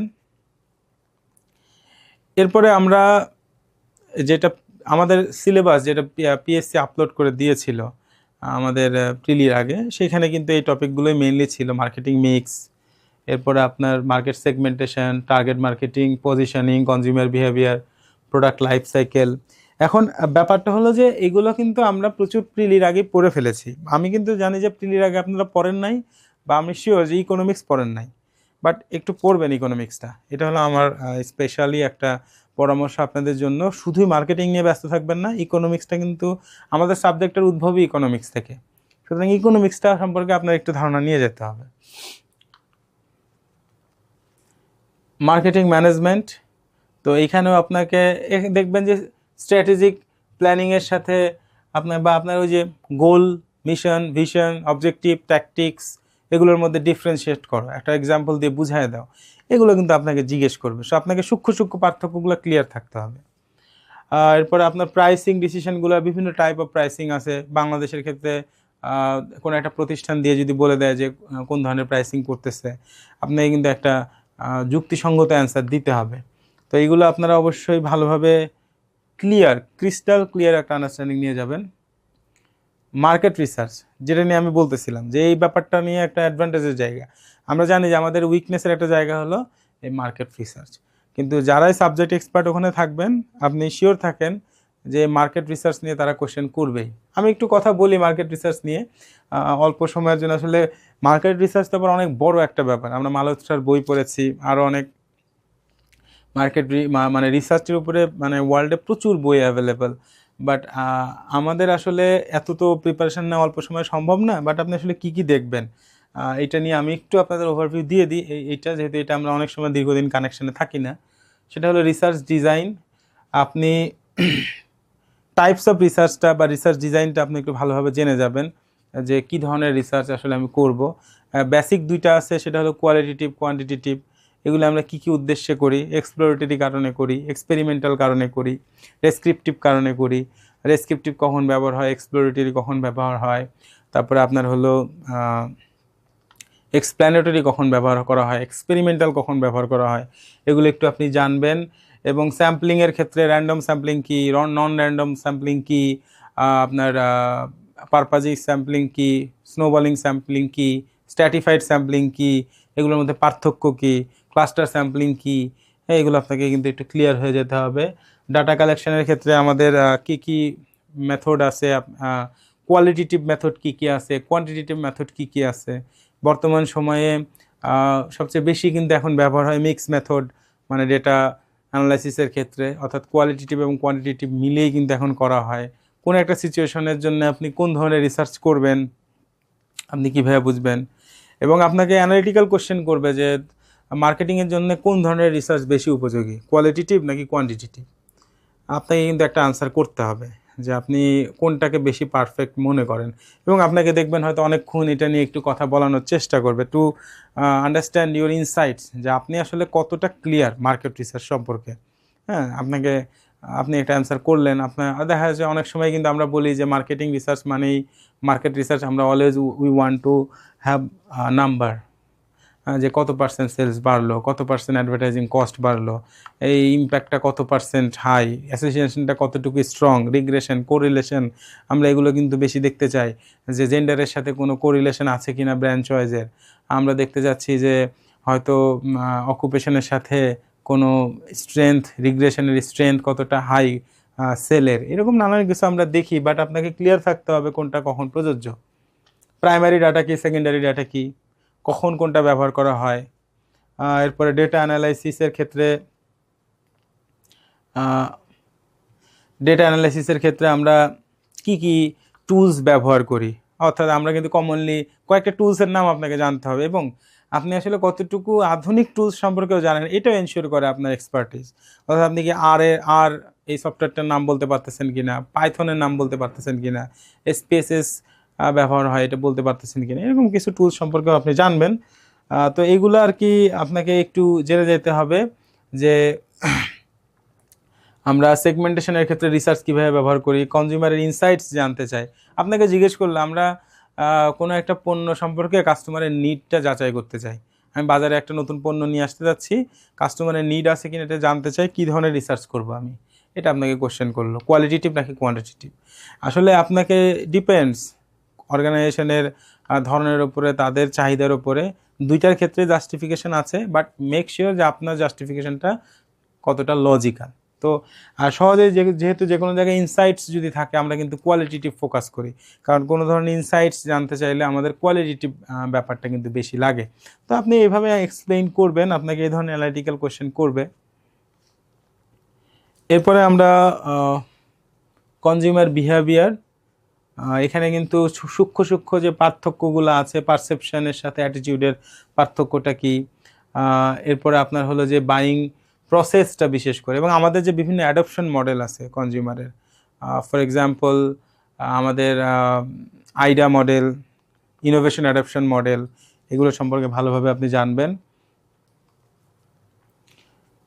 আইএমসি একটা মোস্ট সর্টেড মার্কেটিংয়ের টপিক, যেটা থেকে কোশ্চেন তো অবশ্যই করা হয়। মোটামুটি 20 মিনিটের একটা ভাইবা হলে এখান থেকে 2-4টা কোশ্চেন থাকেই। তো আইএমসির যে যতগুলো টুল আছে প্রত্যেকটা সম্পর্কে আপনি খুবই ক্লিয়ার। আপনাকে জিজ্ঞেস করবে পাবলিক রিলেশন কী, আপনি যেন একটা ক্লিয়ার আনসার করতে পারেন। আপনাকে বললো যে ডিরেক্ট মার্কেটিং কী, স্পন্সরশিপ, ইভেন্ট মার্কেটিং কী। সো এই যে আইএমসির যে বিভিন্ন টুলসগুলো আছে, আপনি প্রত্যেকটা সম্পর্কে একটা ক্লিয়ার পরিচ্ছন্ন ধারণা রাখবেন। সার্ভিস মার্কেটিং, এটা বর্তমান সময়ে যেহেতু আমাদের ইন্ডাস্ট্রির কিন্তু সবচেয়ে বড় কন্ট্রিবিউটরই এখন service sector, based on GDP. তো সুতরাং সার্ভিস মার্কেটিংয়ের ক্ষেত্রে আপনাকে অবশ্যই প্রত্যেকটা ব্যাপার সম্পর্কে একটা স্বচ্ছ ধারণা নিয়ে যেতে হবে। সার্ভিসের যে 7P, এটা কিন্তু ভালোভাবে জেনে যাবেন যে 7Pগুলো কী, সেগুলো কিভাবে একটা প্রতিষ্ঠানে আইডেন্টিফাই করা যায়, এবং আপনার 7Pতে আমরা কিভাবে ফোকাস করি, কিভাবে ডিজাইন করি, নানান ব্যাপারগুলো 7Pটা প্রপারলি একটু জেনে যাবেন। সেলস ম্যানেজমেন্ট, যেহেতু মার্কেটিংয়ের একটা বড় কাজই হলো সেলস, সুতরাং এখানে কিন্তু সেলস ম্যানেজমেন্ট থেকে আমাদের নানান ধরনের কোশ্চেন আসে। Sales planning, sales forecasting, territory management. আপনাদের মধ্যে কারো যদি এ ধরনের এক্সপিরিয়েন্স থেকে থাকে টেরিটরি সেলস ম্যানেজারের, আপনি ইচ্ছা করলে কারোর সাথে 5 মিনিট ফোনে বা 20 মিনিট কথা বলতে পারেন, 5-10 মিনিট। যারা আপনাদের মধ্যে যারা টেরিটরি সেলসে আছে, আপনি তাদের কাছ থেকে জানতে চাইলেন যে সেলসের চ্যালেঞ্জগুলো কী, টেরিটরি সেলসের ক্ষেত্রে কী কী করতে হয়। মানে সেলস ম্যানেজমেন্ট তো আমরা থিওরিটিক্যালিতে এগুলো পড়বই, বাট একজন সেলস যারা ডিরেক্ট ডিল করতেছে, আপনি তার কাছ থেকে 15-20 মিনিটের একটা এক্সপিরিয়েন্স নেন, চ্যালেঞ্জগুলো কী ফেস করে। মানে এটা কিন্তু দেখবেন যে আপনি যে জানেন যে রিয়েল ফিল্ডের চ্যালেঞ্জটা দেখবেন একটু থিওরির চেয়ে ডিফারেন্ট হয়। এটা যদি আপনার জানা থাকে, আপনি কোথাও না কোথাও তার ওই কিছু ইম্পর্টেন্ট কথা আপনি ভাইবা বোর্ডে তুলে ধরতে পারবেন, যেটা খুব ইউনিক হবে। তো আপনি একটু কথা বলবেন এমন কারোর সাথে। ডিজিটাল মার্কেটিং, এটা কিন্তু বর্তমানের সবচেয়ে বড় ফর্ম। আপনাকে কিন্তু অ্যানালিটিক্যাল কোশ্চেনও জিজ্ঞেস করবে যে ডিজিটাল মার্কেটিংটা কি ট্র্যাডিশনাল মার্কেটিংকে রিপ্লেস করে ফেলতে পারবে বা পারছে না কেন এখনও, যদিও এটার এত ডিমান্ড, তারপরেও কেন আমরা ট্র্যাডিশনাল মার্কেটিংয়ে এখনও অ্যাজ এ কোম্পানি হিউজ একটা ইনভেস্টমেন্ট করছি। এই ধরনের কোশ্চেন কিন্তু আপনাকে করতে পারে, আপনি এর একটা ভালো অ্যান্সার তৈরি করে রাখবেন। আর এখানে দেখবেন যে অনেক টার্মস আছে, অ্যাফিলিয়েট মার্কেটিং কি, ইনফ্লুয়েন্সার মার্কেটিং কি, কন্টেন্ট মার্কেটিং কি। এখানে আমি কিছু দিয়ে রাখছি। এআই ইন মার্কেটিং, এটা হলো সবচেয়ে ইম্পর্টেন্ট এখনকার সময়, যে এআই কীভাবে ব্যবহার হচ্ছে। আর আরও অনেক টার্মস আছে, আপনার যে সার্চ ইঞ্জিন অপটিমাইজেশন। আপনার আপনাকে হয়তো জিজ্ঞেস করলো যে ফেসবুকের পেইড অ্যাডভার্টাইজিং কীভাবে কাজ করে, আপনারা কিন্তু একটু জানতে হবে। ইনস্টাগ্রামের অ্যাডভার্টাইজিং কীভাবে কাজ করে, গুগল অ্যানালিটিক্স কীভাবে কাজ করে, ফেসবুক অ্যানালিটিক্স কীভাবে কাজ করে। এই যে বিভিন্ন ডিজিটাল মার্কেটিং টার্মসগুলো আছে, যতটুকু জানা সম্ভব একটু জানার চেষ্টা করবেন। আবারও বলছি, সময় যদিও কম, কিন্তু আপনাকে অনেক বেশি পরিশ্রম, এই 5-7 দিনের মধ্যে আপনাকে প্রচুর পড়াশোনা করতে হবে যেটুকু সময় আছে। সাপ্লাই চেইন ম্যানেজমেন্ট, এই টপিকসগুলো আপনি একটু দেখে যাবেন। এখানে বেশিরভাগই একটু মানে টার্মিনোলজি বেশি। তো এইখানে যতগুলো আমি কিছু দিয়েছি, এর বাইরেও আরও অনেক ধরনের আছে, যেমন টাইপস অফ হোলসেলার আছে, টাইপস অফ রিটেলার আছে, ভিএমএস, এইচএমএস, তাদের বিভিন্ন টাইপস আছে। এগুলো আপনাদের অবশ্যই জানতে হবে। ফ্র্যাঞ্চাইজ, লাইসেন্সিং, এই ধরনের যে টপিকগুলো আছে এগুলো থেকে কোশ্চেন করা হয়। আমি যদি আমার ভাইবা এক্সপিরিয়েন্সটা একটু শেয়ার করি, সেটা হলো যে আমি যখন ভাইবা দিলাম, বা আমি যেটাতে সফল হলাম 40তম বিসিএসে, আমাকে কিন্তু প্রথমে নন এক্সপার্ট যারা সাবজেক্টে ছিলেন তারাই কোশ্চেন করা শুরু করলেন। আমাকে বললেন যে ব্র্যান্ডিং কী। তো আমি ব্র্যান্ডিংয়ের একটা ডেফিনেশন আমার মতো করে দিলাম। তো ব্র্যান্ডিংয়ের আমি বললাম যে ব্র্যান্ডিং হলো একটা ইউনিক ইমেজ ক্রিয়েট করা কনজিউমারের মাইন্ডে। কিন্তু উনি তো নন এক্সপার্ট ছিলেন, এখন ব্যাপারটা উনি ওনার মতো করে বুঝলেন আর কি। তো এরপরে উনি আমাকে জিজ্ঞেস করতেছেন যে তোমার আমার জেলা, আমি তখন বলেছিলাম আমার জেলা ছিল পাবনা, ঈশ্বরদী। তুমি বলছে পাবনার একটা খুব বিখ্যাত পিঠা আছে, তুমি কি জানো যে এটা পাবনার একটা ব্র্যান্ডিং এটার মাধ্যমে হয়। তো সরি টু সে যে আমার ওইটা জানা ছিল না। তো আমাকে কিন্তু কিছুক্ষণ এটা নিয়ে কথাও বললেন যে তুমি তোমার জেলার একটা ব্র্যান্ডিং এলিমেন্টসই জানো না, এটা তো খুবই দুঃখের ব্যাপার। তার মানে এখানে কিন্তু একটা ইনসাইট যে আপনার জেলা সম্পর্কে, এই যে দেখেন তারা জেলাকে ব্র্যান্ডিংয়ের সাথে কানেক্ট করে ফেলতেছে। আপনি যে কলেজে যাবেন, আপনাকে কিন্তু সেটা কিভাবে ন্যাশনাল লেভেলে ব্র্যান্ডিং করতে পারেন আপনাকে জিজ্ঞেস করতে পারে। তো এরপরে উনি আমাকে বলল যে আচ্ছা ঠিক আছে, তুমি বলো যে ওয়ার্ল্ড মার্কেটে আমাদের যে যারা আমরা তো হিউম্যান রিসোর্স রপ্তানি করি, অর্থাৎ আমরা এক্সপোর্ট করি হিউম্যান রিসোর্স। তো হিউম্যান রিসোর্স এক্সপোর্টের ক্ষেত্রে আমাদের ব্র্যান্ডিং চ্যালেঞ্জগুলো কি, মানে আমাদের দেশের এই যে হিউম্যান রিসোর্স, এটার কিভাবে আমরা ব্র্যান্ডিং করতে পারি। তার মানে এই কোশ্চেনটা আমাকে তখন করেছিলেন এবং আমাকে বললো যে তুমি 2 মিনিটের উপরে কথা বলো। প্রায় 1-2 মিনিট আমাকে কথা বলতে হয়েছিল যে কীভাবে, এবং আমি আপনাকে এক্সপিরিয়েন্সটা শেয়ার করে আমি বলছিলাম দেখেন আমাদের থট প্রসেসটা কি। আমার এখানে কিন্তু একটা আমি বলতেছিলাম যে বাংলাদেশের যারা মানুষ, আহ, বাংলায় জিজ্ঞেস করেছিলেন তখন, যে বাংলাদেশের মানুষকে আমরা বা যারা আমাদের দেশের কর্মজীবী তাদেরকে আমরা ব্র্যান্ডিংয়ের ক্ষেত্রে প্রথমে আমরা বলবো যে তারা অনেক পরিশ্রমী, তারা তাদের কাজটা অত্যন্ত দক্ষতার সাথে যত্নের সাথে করতে পছন্দ করেন। এছাড়াও আমি ধরেন এরকম কিছু গদবাঁধা কথাই বলতে যাচ্ছিলাম। আরও কিছু বললাম যে টেকনোলজিক্যালি বাংলাদেশের এমপ্লয়ির এখন অনেক বেশি অ্যাডভান্স, দেশে প্রচুর ফ্রিল্যান্সিং হয়, সুতরাং টেকনিক্যাল এক্সপার্টিজের কারণেও আমাদের দেশের যে জনশক্তি তারা প্রস্তুত। তারপরে আমাদের দেশের জনগণের যে ইন্টেলিজেন্স, আমি এটা নিয়ে ফোকাস করতেছি যে তাদের ইন্টেলিজেন্স অনেক হাই, তারা কিন্তু অনেক অ্যানালিটিক্যাল কাজ এটা বিশ্বের সফলতার সাথে করতেছে, এরকম নানান কিছু বলতে যাচ্ছি। তা আমাদের ভাইবা, যার বোর্ডে আমি ভাইবা দিচ্ছিলাম, সেই ম্যাডাম আমাকে বললেন যে তুমি কিন্তু খুব গুরুত্বপূর্ণ কিছু পয়েন্ট মিস করে গেছো। তা আমি বললাম, ম্যাডাম কি মিস করছি? মানে বলি নাই তো, আমি তো অপেক্ষা করতেছি যে কি মিস করছি। তো বললো যে তুমি কিন্তু বলো নাই যে বাংলাদেশের মানুষ তারা কিন্তু অনেস্ট, বাইরে তারা যারাই কাজ করে তাদের মধ্যে অনেস্টি আছে। তাহলে দেখেন, আমি যখন বলছিলাম যে আমাদের যে প্যারাডাইমটা, দৃষ্টিভঙ্গিটা, তারা কিন্তু চায় যে একটা অনেস্ট, লয়াল, হার্ডওয়ার্কিং এই ধরনের মানুষজন, মানে বাংলাদেশি মানুষের পরিচয়। তারাও কিন্তু অর্গানাইজেশন এই ধরনের মানুষজনই চায়, অনেস্ট হোক, তারা হার্ডওয়ার্কার হোক। কিন্তু আমি কিন্তু তাদের ইন্টেলিজেন্স অনেক কিছু বলতেছি, অর্থাৎ ইন্টেলিজেন্স থাকুক বাট সে অনেস্ট কিনা, তারা এটাকে বেশি ইম্পর্টেন্স দেয়। তার মানে আমি আপনাকে একটু বোঝাচ্ছি যে আসলে দেখবেন যে তারা কি ধরনের উত্তর আসলে চায়। এরপরে আমাকে কোশ্চেন করা হলো যে ব্র্যান্ডিং নিয়ে কিছুক্ষণ কোশ্চেন করলো।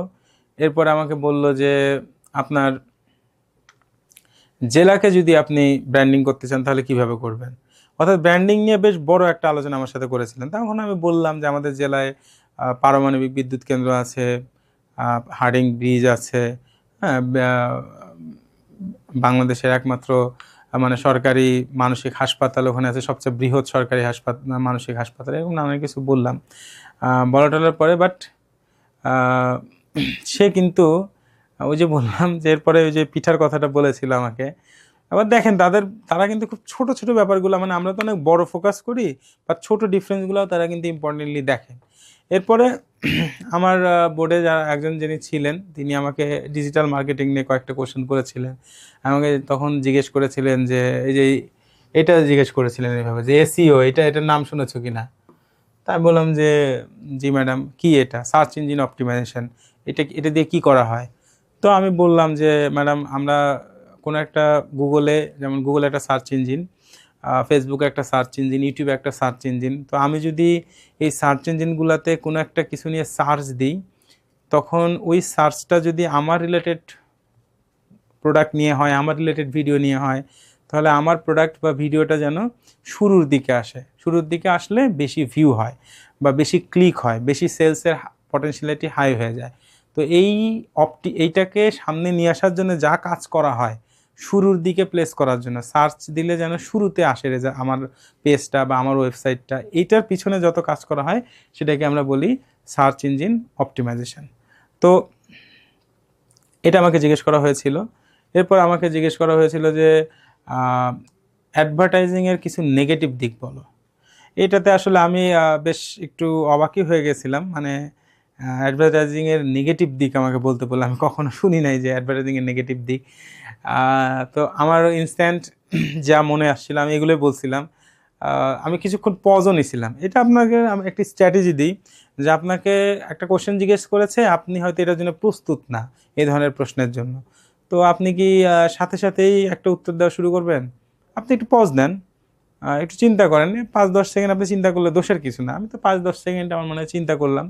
করার পরে আমি বলেছিলাম যে স্যার, অ্যাডভার্টাইজিংয়ের একটা নেগেটিভ এফেক্ট হলো যে যখন একটা অ্যাডভার্টাইজিং আমরা করি, তার সাকসেসটা মেজার করতে পারি না প্রপারলি, অর্থাৎ সেটা অ্যাডভার্টাইজিং যখন করছি সেটা অনুযায়ী কী পরিমাণ সেলস আসছে এইটা মেজার করা খুব ডিফিকাল্ট। অর্থাৎ টেলিভিশনে অ্যাড চলতেছে, নিউজ পেপারে অ্যাড যাচ্ছে, এই অ্যাডের কারণে সেলস কতটুকু বাড়লো, অ্যাডভার্টাইজিং দেখা যাচ্ছে যে এই কারণে এক্সপেন্স বেড়ে যায়। অর্থাৎ আমি বোঝাতে চাইলাম যে অ্যাডভার্টাইজিংয়ের কারণে অনেক সময় এক্সপেন্স হাই হয়ে যায়। এটা একটা অ্যাডভার্টাইজিংয়ের নেগেটিভ দিক, যে এক্সপেন্স হাই হয়ে যায়। আর একটা নেগেটিভ দিক হলো যে অ্যাডভার্টাইজিংয়ের ক্ষেত্রে অনেক সময় যদি আমরা দেখি যে অ্যাডভার্টাইজিংটা কাস্টমাররা সঠিকভাবে রিচ করতে না মানে আন্ডারস্ট্যান্ড করতে না পারে মেসেজটা, তখন অনেক সময় ভুল ব্র্যান্ডিং ক্রিয়েট হয়ে যায়। কাস্টমারের মাথায় আমি যে ইমেজ ক্রিয়েট করতে যাচ্ছি অন্য একটা ইমেজ ক্রিয়েট করা শুরু হয়ে গেছে। তো এরকম দু একটা বললাম, তারা মোটামুটি অ্যাকসেপ্ট করেছিল আর কি। তো এরপরে আসলে আমার জেনারেল কোশ্চেন ছিল বাকিগুলো, যেহেতু আগে তো বোথ ক্যাডার ভাইবা হতো, এরকম স্পেশালাইজড এর আগে হয় নাই। তো আমার সাবজেক্ট থেকে মোটামুটি এই কয়েকটা কোশ্চেন করেছিল। তো এরপরের অংশটাতে আমরা যাই যে অ্যানালিটিক্যাল কোশ্চেনগুলো যখন আসবে তখন আসলে আপনি কি কি ধরনের ব্যাপারগুলো খেয়াল রাখবেন। ধরেন আপনাকে এই মুহূর্তে দেখেন ফেয়ার অ্যান্ড লাভলি এখন হয়ে গেছে কি গ্লো অ্যান্ড লাভলি, বাট এখনও মানুষের মুখে মুখে অর্থাৎ রিব্র্যান্ডিংয়ের একটা চেষ্টা কিন্তু করা হয়েছে। বাট আপনাকে জিজ্ঞেস করলো যে ফেয়ার অ্যান্ড লাভলি তো গ্লো অ্যান্ড লাভলি করেছে, কিন্তু মানুষের মুখে মুখে তো এখনও ফেয়ার অ্যান্ড লাভলি চলতেছে, তাহলে রিব্র্যান্ডিং কেন সাকসেসফুল হলো না বা এখনও কেন সাকসেসফুল হচ্ছে না? আপনাকে ধরেন একটা অ্যানালিটিক্যাল কোশ্চেন করে বসলো, যে তখন আপনি কিন্তু আগে একটু পজ নেন, পজ নিয়ে আপনি আগে দেখেন যে কোশ্চেনটা আপনি বুঝতে পারছেন কিনা, যে আসলে সে কী জানতে যাচ্ছে। এরপরে আপনি ব্রেক প্রবলেম ইন্টু পার্টসে কীভাবে করবেন, তার মানে আপনি তো পুরোপুরি এখনও এ ধরনের অ্যানালিটিক্যাল কোশ্চেনের তো কোনো ডিরেক্ট অ্যান্সার হয় না, মানে ট্রু আর ফলস নেই, আপনি একটা আপনার লজিক দিবেন। তা আপনি ব্রেক করলেন কীভাবে? আচ্ছা, এখানে রিব্র্যান্ডিং একটা ব্যাপার আছে, এবার ব্যাপার আছে আরেকটা কি, তার মানে ফেয়ার অ্যান্ড লাভলি ব্র্যান্ডটা কতটুকু স্ট্রং ছিল এটা বলতে হবে, আর গ্লো অ্যান্ড লাভলি সেই স্ট্রেংথের সাথে আসলে পেরে উঠতেছে না কেন। তখন তিনটা পার্ট আপনি বলবেন। রিব্র্যান্ডিং ব্যাপারটা কি, এটা করতে গেলে আপনার এই ফেয়ার অ্যান্ড লাভলির যে অলরেডি এস্টাবলিশড যে ব্র্যান্ড ইমেজ এটা কতটা স্ট্রং এটা নিয়ে একটু কথা বলবেন, আর আসলে গ্লো অ্যান্ড লাভলি আপনার এটাকে কেন আপনার হলো ওভারকাম করতে পারছে না। আপনি এরকম ছোটো ছোটো পার্ট করে নিলেন যে আপনি এই তিনটা পার্টে কথা বলবেন। এরপরে আইডেন্টিফাই রিলেভেন্ট ডেটা, যদি আপনার ক্ষেত্রে প্রযোজ্য হয়। অনেক সময় থাকে যে আপনার কাছে যদি কোনো ডেটা থাকে যে আমি তো বাংলাদেশের ফর এক্সাম্পল আমার একটা ভাইবা এক্সপিরিয়েন্সের কথা যদি বলি, তো আমাকে বলা হয়েছিল যে হোয়াট ইজ ইয়োর প্যাশন। তো আমি বলেছিলাম যে প্যাশন ইজ এ ফিলিংস। তো উনি এটাতে একেবারেই মানে নিলেন না, যে প্যাশন এটা অনলি ফিলিংস, তুমি শুধু এতটুকুই মনে করো। এরপরে আমাকে বলতেছে যে মানুষ তো প্যাশন দিয়েই ওয়ার্ল্ডকে জয় করতেছে, তো তুমি শুধুমাত্র এই প্যাশনকে একটা ফিলিংস হিসেবে দেখো। তো আমি তখন আমার কাছে একটা ডেটা ছিল, তো আমি বলেছিলাম যে মানে একটি স্টাডি করা হয়েছিল, there was a study conducted in Canada over 500 students were they were asked to clarify, or they were asked to note down their passion in which field. So 95% ক্ষেত্রে the answer was sports, music, arts. Sports, music এবং arts এই তিনটাতে 95%-এর মানে interest ছিল, passion ছিল হলো sports, music and আর্টসে। But there is only 5% job available in this sector. তার মানে আপনি যদি প্যাশনকে ফলো করা শুরু করেন সবাই মিলে, তো there is a high chance, even 95% chance that you are going to fail. Bangladesh ক্রিকেটের কথা চিন্তা করেন যে কত পার্সেন্ট আসলে সাকসেসফুল হয়। তো আমি এটা বলেছিলাম, আমার কাছে একটা ডেটা ছিল। তো আপনার যদি এরকম কোনো ডেটা থাকে আপনি অবশ্যই সেটা ইউজ করবেন। এই ডেটাগুলো কিন্তু আপনার অ্যান্সারকে খুব বেশি দেখেন, আমি যদি এই মুহূর্তে অ্যানালাইসিস করি, এখন যদি আমার ওই অ্যান্সারটাকে এখন আমি যাচাই করি, ডেফিনেটলি এটা কোনো ভালো অ্যান্সার না। এবং এটা কিন্তু বিসিএসের ভাইবা ছিল না বাই দ্য ওয়ে। বাট আমি যদি বলি যে বিসিএসে এইটা বলা যাবে না, মানুষকে আপনি বলবেন যে প্যাশন ফলো করা বাদ দিয়ে দাও, তার মানে আপনার কিন্তু ওরিয়েন্টেশনটা ভালো না। হ্যাঁ, আপনি যতই ডেটা দেন কিন্তু ডেটা দিয়ে আপনি ভুল দিকে নিয়ে যাচ্ছেন। আমি এখন কিন্তু এভাবেই করতাম, কিন্তু তখন তারপরে আমার ওখানে একটা সিলেকশন হয়েছিল, বাট কারণ আমি একটা ডেটা দিয়েছি, যে ডেটা শো করতেছে যে প্যাশন ফলো করলেই আপনি সাকসেসফুল হবেন, এটার মানে সিওরিটি কম। তো এরপরে বলতেছে যে বললাম যে অ্যাপ্লাই অ্যাপ্রোপ্রিয়েট কনসেপ্টস, আপনার যদি ওইটার সাথে কোনো কনসেপ্ট রিলেট করতে পারেন। Use logical reasoning, provide step by step explanation, conclude with insights or recommendation. দেখেন, যখন আমরা এডুকেশনাল নিয়ে কাজ করি, এই এতগুলো জিনিস কেন রাখছি, কারণ আপনাকে তো এডুকেশনের উপরে কোশ্চেন করা হবে, শুধু মার্কেটিংই কিন্তু না। আপনার আর একটা ব্যাপার সম্পর্কে আপনাকে খুব কনসার্ন থাকতে হবে, বাংলাদেশের এডুকেশন সেক্টর, এইটা নিয়ে কিন্তু আপনাকে কমন কোশ্চেন করা হবে। যারা নন এক্সপার্ট থাকবে দেখবেন তাদের আবার একটা বড় প্রশ্ন থাকতেছে এডুকেশন সেক্টর নিয়ে। অর্থাৎ আপনি যখন আপনার মনে করেন যে আপনাকে বলা হলো যে ক্লাসে তো তোমার হলো স্টুডেন্টরা মনোযোগ দেয় না, বা স্টুডেন্টরা তো আসে না, ক্লাসেই আসে না, তো তুমি অ্যাজ এ টিচার তাদেরকে কিভাবে ক্লাসে নিয়ে আসবা? একটা অ্যানালিটিক্যাল কোশ্চেন। এখন আপনাকে কিন্তু এভাবে আগাইতে হবে, হ্যাঁ, আপনাকে এভাবে আগাতে হবে, আপনাকে কিন্তু এই স্টেপগুলো এই জন্যই দেওয়া। একটা অ্যানালিটিক্যাল কোশ্চেন, আপনি যদি মার্কেটিংয়ের কোনো থিওরি এখানে দিলেন, ধরেন যে স্যার আমরা তো মার্কেটিংয়ে দেখছি যে আমাদের এরকম একটা থিওরি আছে, যে থিওরিটা বলে থিওরি এক্স, বা আপনি ধরেন আমাদের বিজনেসে আমরা পড়ে আসি theory X and theory Y, হ্যাঁ, ম্যানেজমেন্টে আমরা এটা যদিও পড়ে আসি, বাট আমরা বিজনেস স্টুডেন্ট হিসেবে এটা পড়ছি। যে আপনি বললেন যে আমরা এই দুইটা থিওরি একসাথে অ্যাপ্লাই করব, থিওরি এক্স, থিওরি ওয়াই। এই থিওরি পজিটিভ রিএনফোর্সমেন্টও দিব, নেগেটিভ রিএনফোর্সমেন্টও দিব, দুইটা একসাথে দিয়ে আমরা চেষ্টা করব যে কোনটা বেশি কাজ করে, যেটা বেশি কাজ করবে সেটাকে আমরা বেশি ইউটিলাইজ করবো। আপনি যে একটা থিওরি বা কনসেপ্ট আপনি এটার সাথে অ্যাড করলেন, হ্যাঁ, এরপর আপনার যদি কোনো ডেটা থাকে যে এরকম একটা কলেজে এরকম একটা স্টাডি করে দেখা গেছে যে এরকম হয়েছে, তাদের অ্যাবসেন্টিজম কমে গেছে, অর্থাৎ আপনি কিন্তু এডুকেশন সেক্টরের প্রবলেমগুলোকে এইভাবে একটু রিজনিং করে করে অ্যান্সারটা দিবেন। এটা কিন্তু আপনাকে এই এডুকেশন সেক্টর নিয়ে বিভিন্ন সমস্যা কলেজের আছে, হ্যাঁ, এটা নিয়ে আপনি নিজেও ভাববেন। কমন সমস্যাগুলো, অ্যাবসেন্টিজম আমাদের একটা কমন সমস্যা, ক্লাসে মনোযোগ নাই এটা একটা কমন সমস্যা, ক্লাসে আপনার ফাঁকি দেওয়ার, মানে ক্লাসে কলেজে এসেও চলে যাচ্ছে, স্কুলে এসেও চলে যাচ্ছে, ফাঁকি দিচ্ছে। এরপরে আপনার হলো স্টুডেন্টদের যে স্মার্টফোনের অ্যাডিকশান, যার কারণে তাদের একটা ইম্প্যাক্ট পড়তেছে। এই যে এডুকেশন সেক্টরের নানান বিষয়গুলো, রেজাল্ট এবার ফল করলো, কেন করলো, বা এতদিন তাহলে বাংলাদেশে কি হচ্ছিল, আমাদের কি কি উপায়ে টিচিংয়ে আর কি কি ধরনের জিনিস আনা সম্ভব, আপনার সাজেশনগুলো, অর্থাৎ আপনি কি মনে করেন যে বাংলাদেশের এডুকেশন সিস্টেমে কী ধরনের রিফর্ম প্রয়োজন, এই এডুকেশন সেক্টর রিলেটেড ব্যাপারগুলোতে কিন্তু আপনাকে একটু ভালো প্রিপারেশান নিতে হবে। আর সর্বশেষ একটা কথা দিয়ে আমি শেষ করব, সেটা হলো যে একজন গুড টিচারের, আমি টেডেক্সে একটা ভিডিও দেখতেছিলাম, সেখানে খুব সুন্দর একটা কথা আমার কাছে মনে হয়েছে যে একটা টিচারের সবচেয়ে ভালো বৈশিষ্ট্য হলো বি অরিজিনাল। আপনি যা দেখলেন এতক্ষণ, এছাড়াও আপনি অনেক কিছুই জানেন, আবার আমরা ভাবি যে আমার চেয়ে তো ও এই ব্যাপারটাতে ভালো, ও তো জোকস করে কথা বলে, এই জন্য খুব ভালো লাগে। ভাইভা বোর্ডে ও তো অনেক আপনার হলো অ্যাক্টিং করেও অনেক কিছু দেখাইতে পারে, এইটা ওর একটা বড় গুণ। তা আপনিও অ্যাক্টিং করা শুরু করলেন, আপনিও জোকস বলা শুরু করলেন, আসলে তার বডি ল্যাঙ্গুয়েজ তার সাথে সেটা ঠিক আছে, বাট আপনাকে মনে রাখতে হবে আপনি যা বি অরিজিনাল, জাস্ট আপনার ভুল ত্রুটিগুলোকে একটু শাইন করবেন, কিন্তু নিজেকে চেঞ্জ করে ফেলবেন না। ভাইভা বোর্ডে চেঞ্জ করে ফেলার একটা চেষ্টা আমাদের অনেকের মধ্যে থাকে, যে আমি ওর মতো করে ভাইভা দিব, হ্যাঁ, ওই কিছু ভাইভা ইউটিউবে দেখতেছি ওইরকমভাবে বলার চেষ্টা করব। বাট আপনার একটা অ্যাকসেন্ট আছে, এটা 2 দিনে চেঞ্জ হয়ে যাবে না। আপনার একটা থিঙ্কিং আছে, আপনার বলার স্পিড, আপনার আপনার হলো ওয়ার্ড চয়েস, এগুলো হঠাৎ করে চেঞ্জ হয় না। Be original, but just be ethical.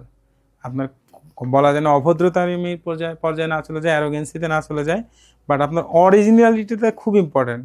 তারাই ভালো করে যারা তার অরিজিনালিটিটাই ধরে রাখে। সো দ্যাটস ইট, আপনাদের সবার জন্য শুভকামনা থাকলো, এবং আপনাদের মধ্যে আমাদের বা আমার কলিগ হবেন অনেকেই, তো আপনাদের যারাই সফল হবেন সবার জন্যও আমি বর্তমানে সবুজবাগ সরকারি কলেজে আছি প্রভাষক হিসাবে, একটা দাওয়াতও রইল চায়ের। ভালো থাকবেন, আপনাদের জন্য শুভকামনা রইল, এবং লাইভ এমসিকিউকেও ধন্যবাদ আপনাদের জন্য এরকম একটা ফ্রি ক্লাসের আয়োজনের জন্য।